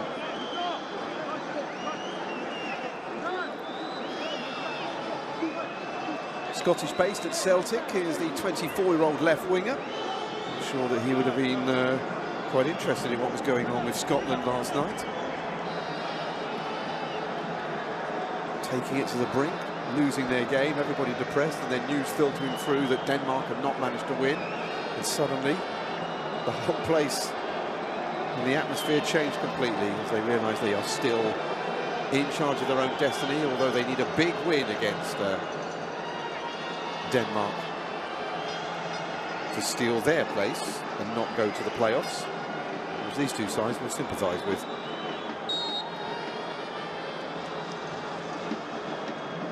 Having not been able to win their groups, having also led them. Well, actually, Democratic Republic of Congo did. Nigeria, as we said earlier, one of only 2 teams out of the 6 in their group that didn't top the table at some point in the campaign.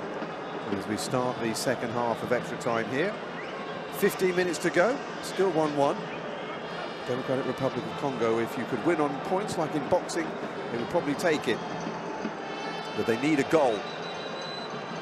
Nothing else will do.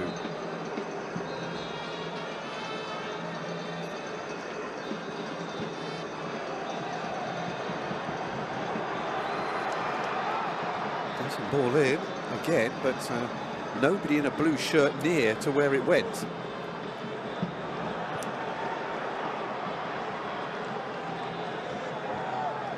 Then the clearance.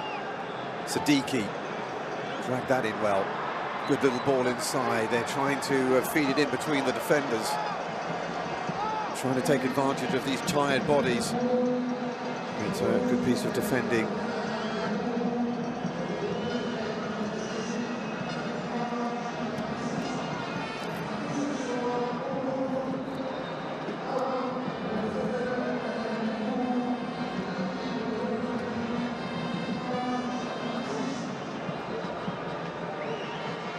Frederick is the man who has put more height than distance on that throw. He must have slipped out there as he was trying to wind up a long one.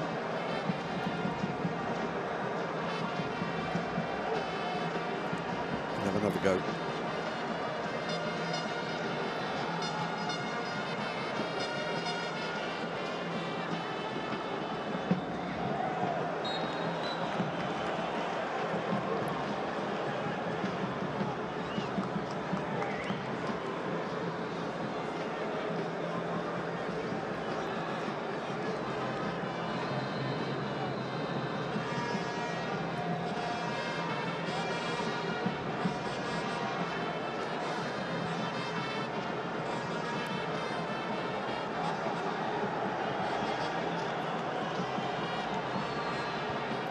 Kick forward by Wabali. And to no real purpose. They seem to have run out of ideas, Nigeria, in this game. Good place. Sapenga trying to get onto it again. He'll settle for the throw-in off the foot of Bassi.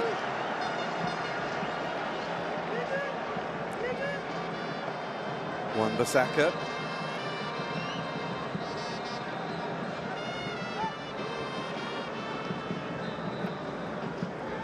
Kayembe to Nzebe. They're starting to build once more, getting down the left-hand side, trying to stretch Nigerian defences. That's not a bad ball in. Oh, it's gone in. That's surely in. They're claiming a goal.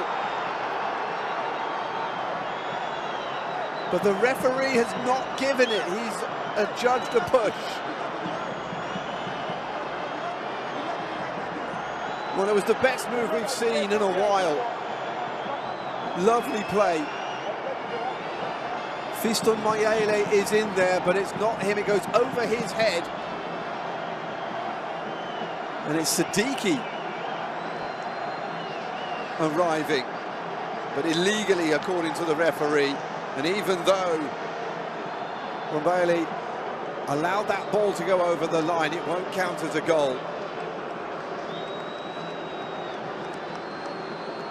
Bruno Onyemachi was the man who nearly had his head knocked off by that flying challenge.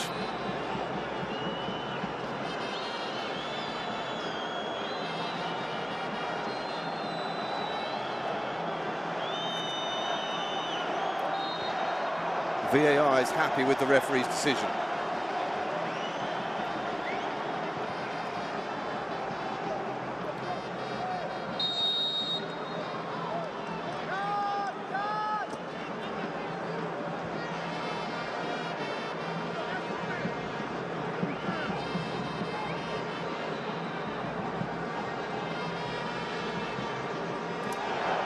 So when they come down that left-hand side,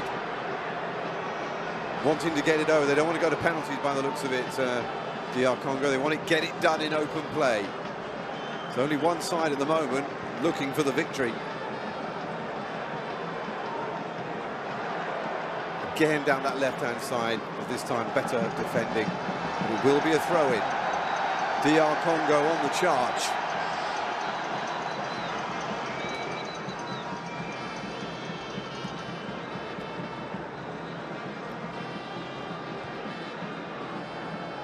Spread wide by Mbemba. Sapenga, who just overran that. Now he's going to have to chase back, try and defend. And it was a good idea, that ball into the middle by Bruno Onyemachi, but needed to be a little harder and a little deeper.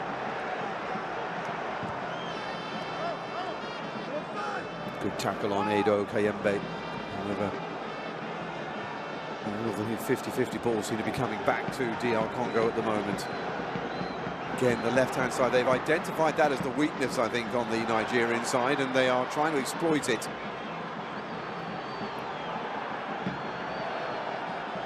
They're trying to force a corner here. In the end, it's going to be a goal kick. Crowd like what they're seeing, though, from their team. They're being brave, they are being positive. Nigeria look like they are trying and waiting for penalties, and as if that's their best opportunity here of getting through. Don't forget, they played extra time as well against Gabon only a few days ago, so they have that extra half an hour already in their legs.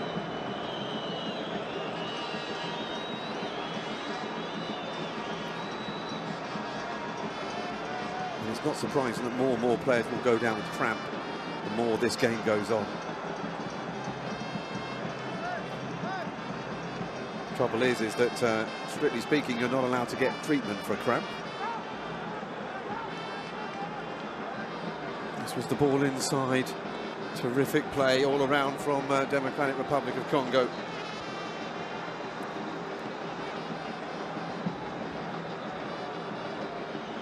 Guisha unable to just find that little moment of inspiration to get the ball into the box, but it's plenty of good work coming. Benjamin Frederick is back on his feet again. Meanwhile, there's a substitution coming. Chidozie Awazian, the 28-year-old defender, is about to make his entrance.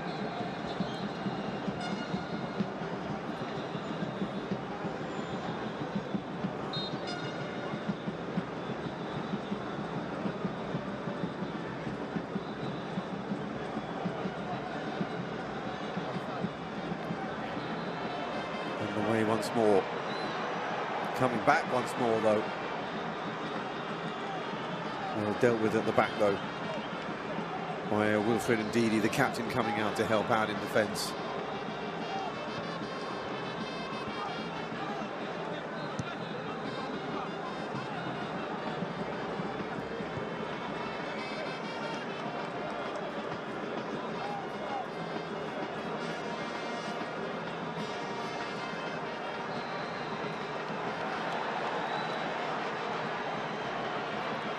Back inside once more, Balikwisha. Still coming. Mayembe being absolutely harried, but holding strong and finding in Wan-Bissaka. Mutasami.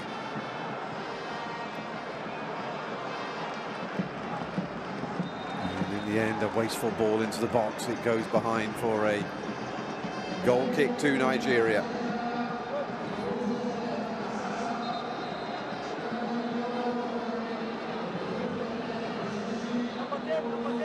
So here comes a substitution then.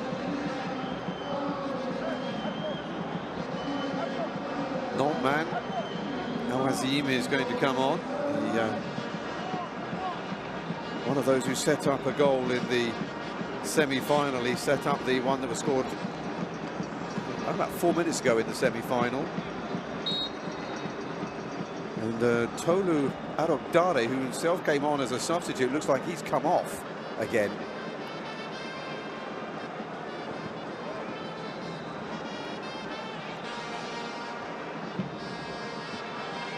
Which is always the thing you don't want to happen when you're a substitute, is to be subbed off once more.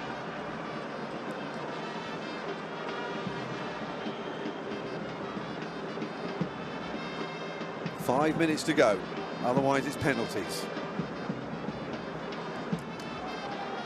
Still 1-1. Still the goals in the first half from Onyeka and from Elliott, neither of whom is now on the pitch. Onyeka, that's unfair, he's on there still. There he is in the middle of the pitch, wearing number 8 for Nigeria.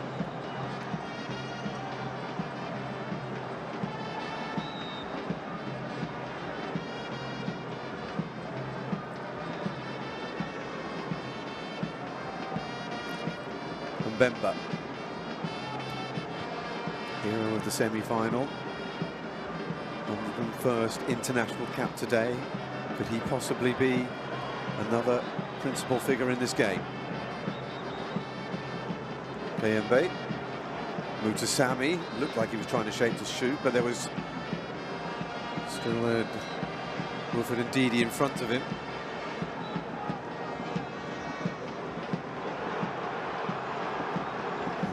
Comes across and out again.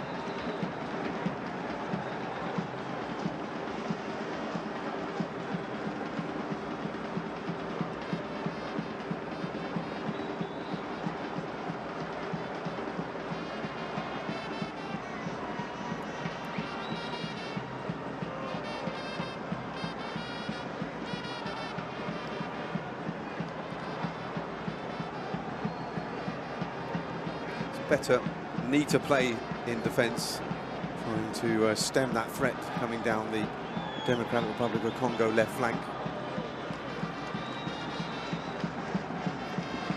It's good play by Frederick, who was the man who was down getting treatment for cramp a moment ago, but good work in defence there to prevent the corner and stop the DR Congo attack. Victor Osimhen refuses to sit down and has almost become a sort of like impromptu coach on the sideline, trying to encourage and coax.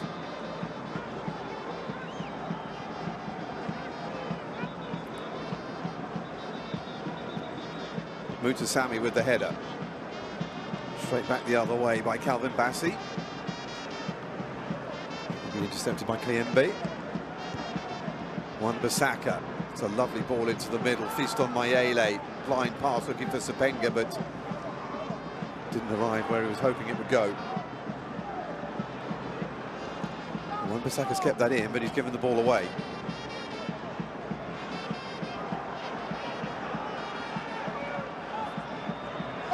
Moses Simon. We haven't seen too much from him since he came on as a substitute. Could do with him getting going with his dangerous left wing runs. Again, good work by Ndidi.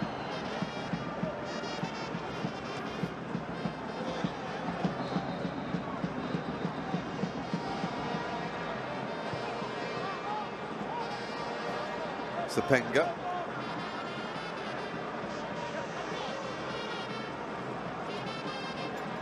Kayembe. Look like they're beginning to run each other into the ground now.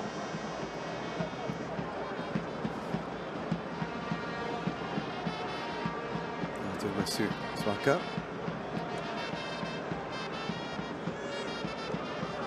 Mbemba. Captain decides he's going to try and come forward, and he's earned his team a free kick. Slightly clumsy play that from Akor Adams.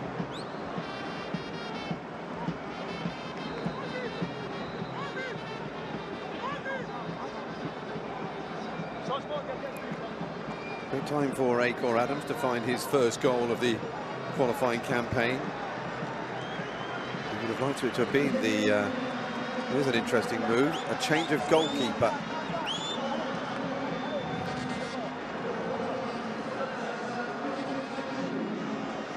So off comes Passy, and Timothy Falulu is going to come on, and this is clearly because they think he's going to be stronger in a penalty shootout.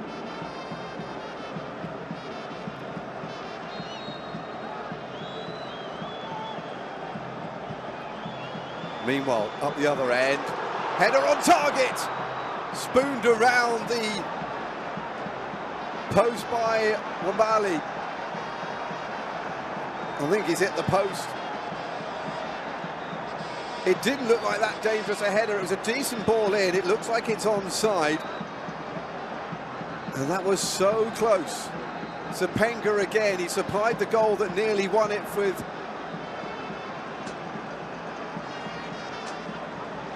Chancellor Mbemba in the semi-finals, and it's the same combination again here, but the goalkeeper is up to it.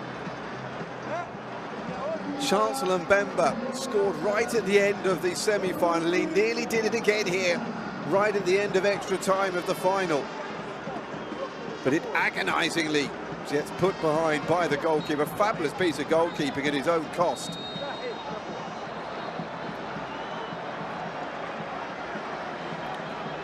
He was away and running, thinking that he'd won it again.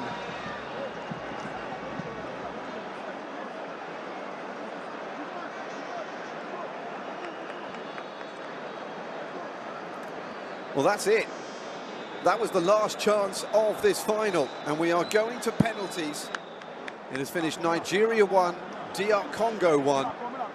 They could not be separated for the second half, or indeed for all of extra time, and so it's spot kicks.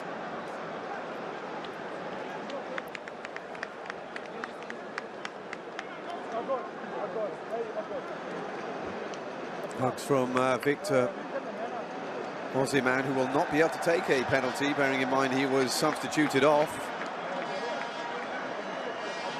So then, at the end of 261 African qualifiers for the 2026 FIFA World Cup, the last of them needs a penalty shootout to see who will go to the Interconfederation playoffs. A win tonight does not even get you to the World Cup. You still have to go through another competition. It is a long, tough, grueling road for the final team, or teams at the moment, from Africa looking to go to Canada, Mexico and the United States of America.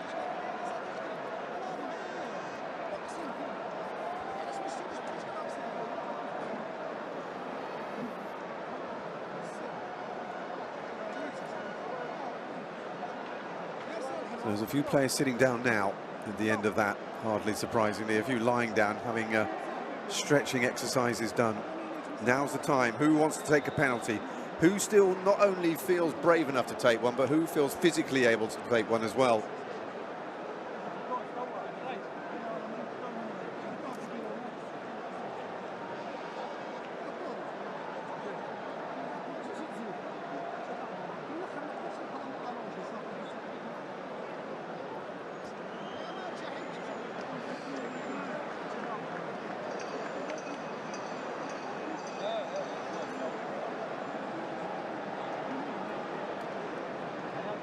So then, is it going to be Nigeria or the Democratic Republic of Congo?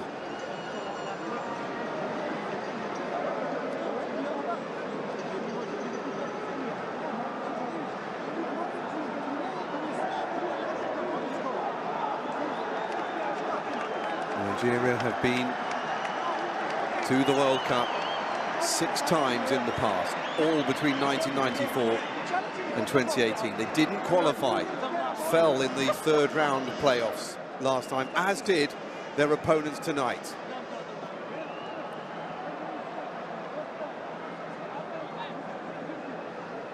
Victory that night, 4 years ago, got you a ticket directly to the World Cup. As the likes of Senegal, Cameroon, Ghana, Morocco and Tunisia discovered. Senegal are heading back this time, so too are Ghana and Morocco and Tunisia. Not Cameroon, though, beaten by Democratic Republic of Congo in the semi-finals just before the weekend. This time, the road is longer. Not if you won your group, but if you didn't, like these two. Victor Osimhen giving a few pointers to Mabali. However, no Mapasi in the Democratic Republic of Congo goal. Instead, it's Timothy Falalu.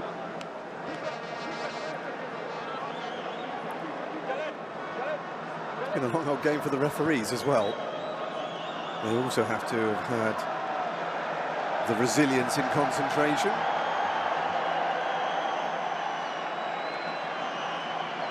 So no more passing, no more open play, no more corners, no more free kicks. It is just penalty taker against goalkeeper 5 times each.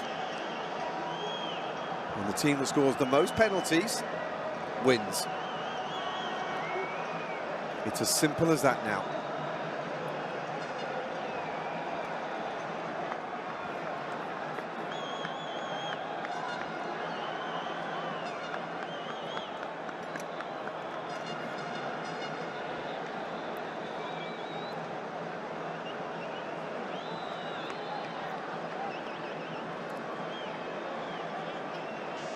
Looks like Nigeria will take the first penalty.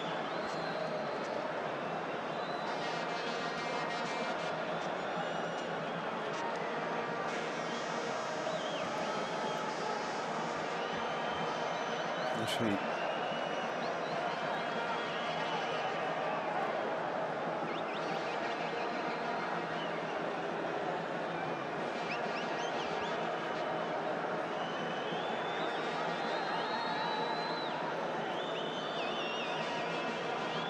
And if you were about to say, what's that player going to do? When you just looked at him, you can almost see that it's a penalty that's coming up, a penalty shootout. Referee just giving the talk to the goalkeepers as usual. Stay on your line, don't move forward before the kick is taken. The usual routine. But under the pressure of the occasion, sometimes one forgets, so it doesn't hurt to be reminded.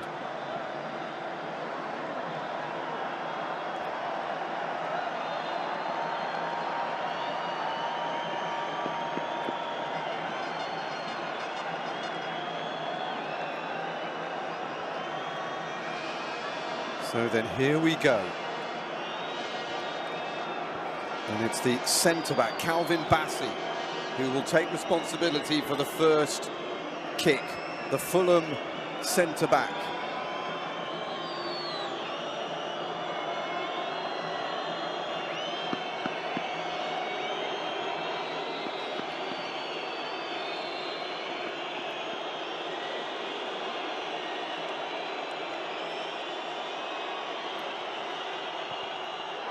And Bassey's sent it over. Not the start the Nigerians were looking for. Well, he had a very solid game in the centre of that Nigerian defence, but he didn't score a goal through the whole of the campaign. He's only just come into the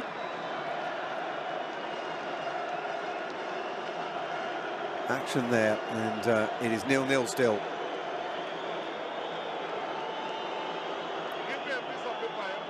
Mutasami looks like he's up next. The first penalty taker. And he's had it saved. And it's still 0-0. Terrific start for Stanley Nwabali.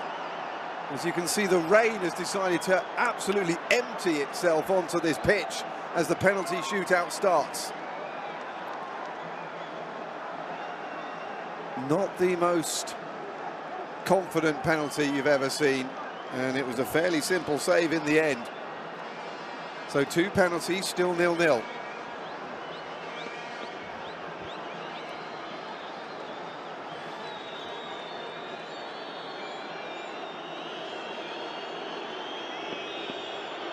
Next up, Moses Simon.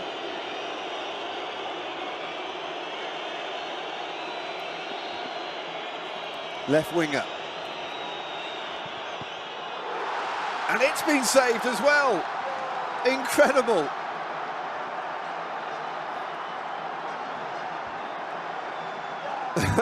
Well, that man never looks stressed.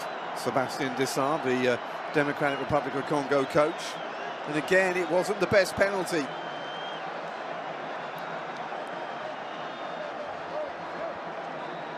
All of a sudden, the nerves kicking in.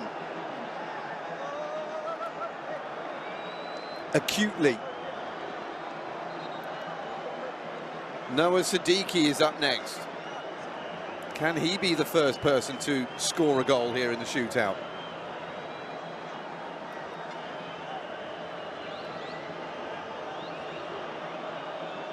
It's a man who had a goal ruled out in extra time because of a high kick that preceded the 104th minute strike.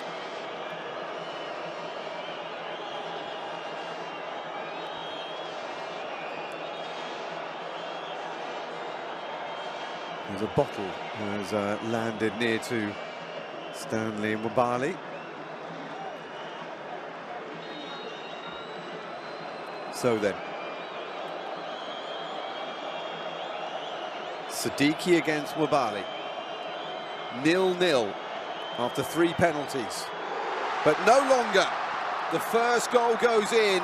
The first blood to Democratic Republic of Congo. They lead 1-0 after 4 penalties.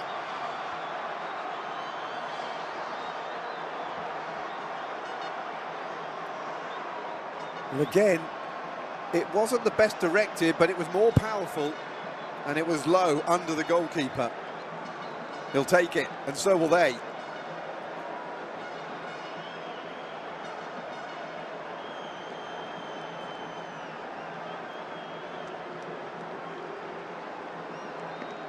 Akon Adams, the man who blew open the semi-final with his 78th minute goal.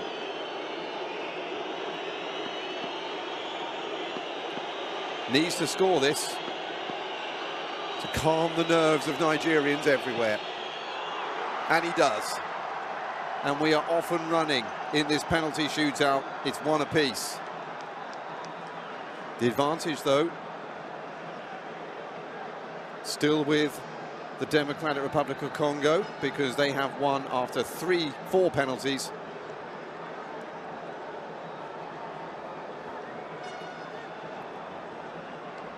Whereas Nigeria have won after their 3. So penalty number 3 for Democratic Republic of Congo.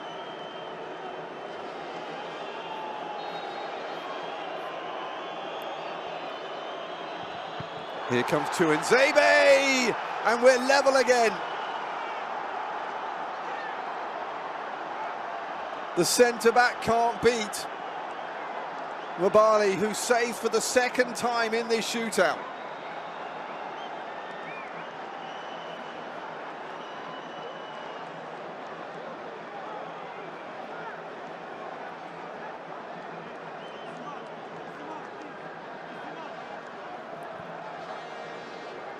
So then, back to square one. 3 penalties each, 1 goal apiece, 2 to go each.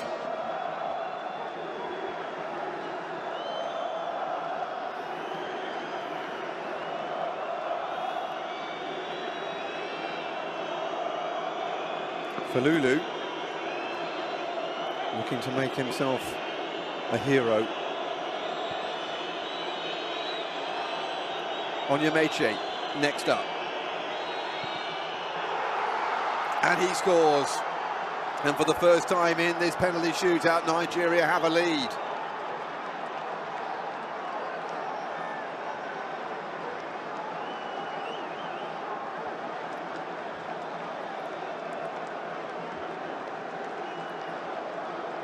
Best penalty we've seen, right in the corner, well away from the keeper, who went the right way but couldn't get there.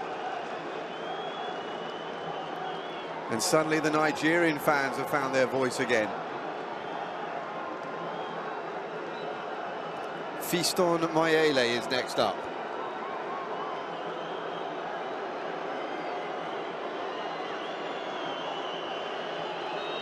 So the pressure reverts the other way. Mayele, no problem. Suddenly, penalties are shooting in, rather than over or being saved.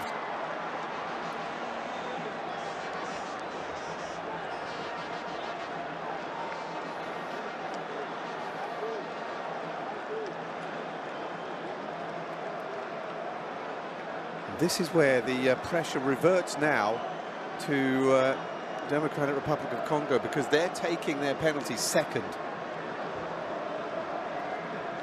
So if Nigeria miss a penalty, they know they have a chance to make it back. If it gets to that stage where it's the other way around, then all the pressure is do or die for Democratic Republic of Congo.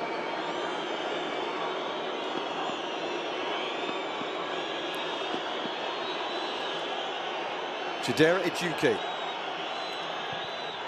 ignores the bottle and slides it in, and it's 5 penalties taken by Nigeria, and they lead 3-2.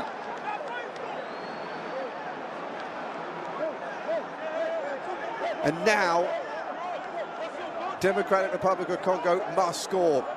Wasn't put off at all there. That's how to deal with a penalty. That's how to deal with people trying to put you off. You just get on with it. A hug for Stanley Wabali, who's already saved 2 penalties. Brian Sapenga. No, it's not, excuse me.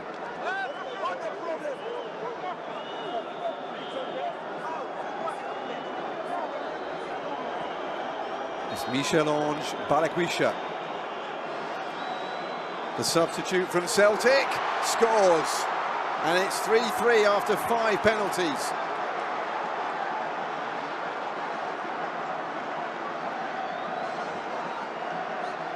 We go into sudden death, although effectively Balikwisha was already there with this penalty, but look at the way he's put that into the side netting. Absolute perfection.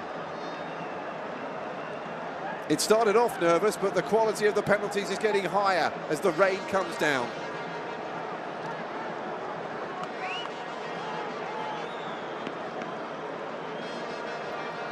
Semi Ajayi.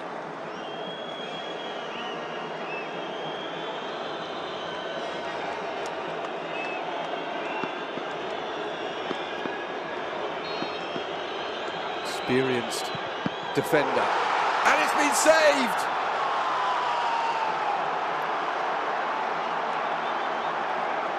Falulu, who came on at the end of extra time for this penalty shootout, comes up with another stop.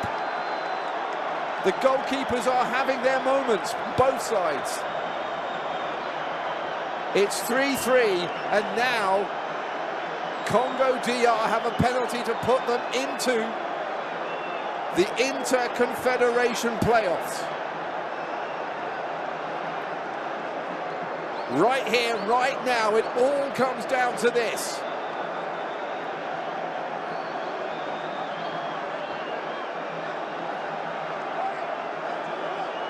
And of course, it's the captain, Chancellor Mbemba, the man who scored the semi-final winner against Cameroon.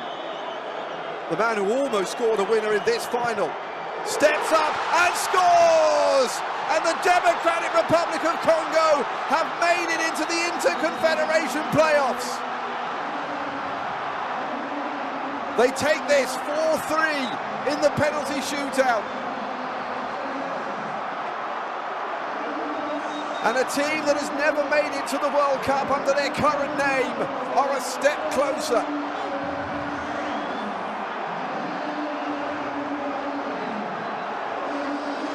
Joy in Rabat for the Leopards. They are into the international playoffs next March. Sébastien Desabre has masterminded the path. It was 1-1 between Nigeria and Congo DR after extra time.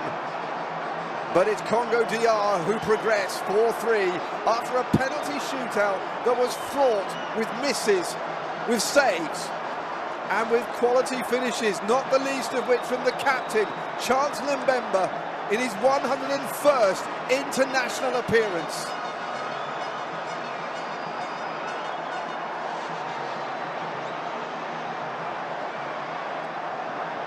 Joy for DR Congo, pain for Nigeria.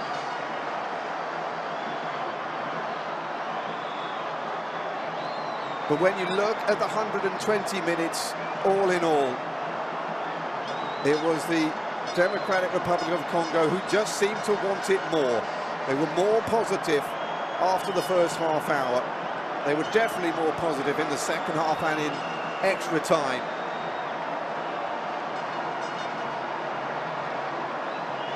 And a side looking to get back to the World Cup for the first time since 1974, their one and only appearance as Zaire. Half a century ago,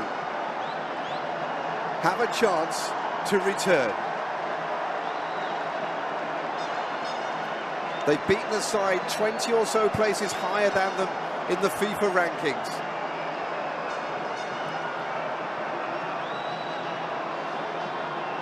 And Nigeria, like Cameroon, can you believe this? With double the allocation for African slots at the World Cup, neither Cameroon nor Nigeria will be going. In the end, disappointment for Eric Schell.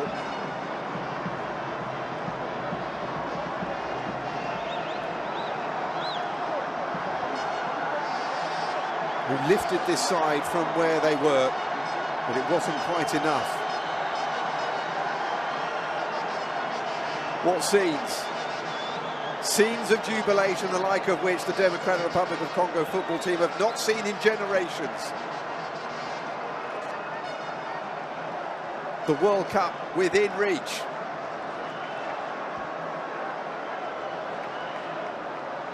But the work is still not completed. Nevertheless, a joyful night for them.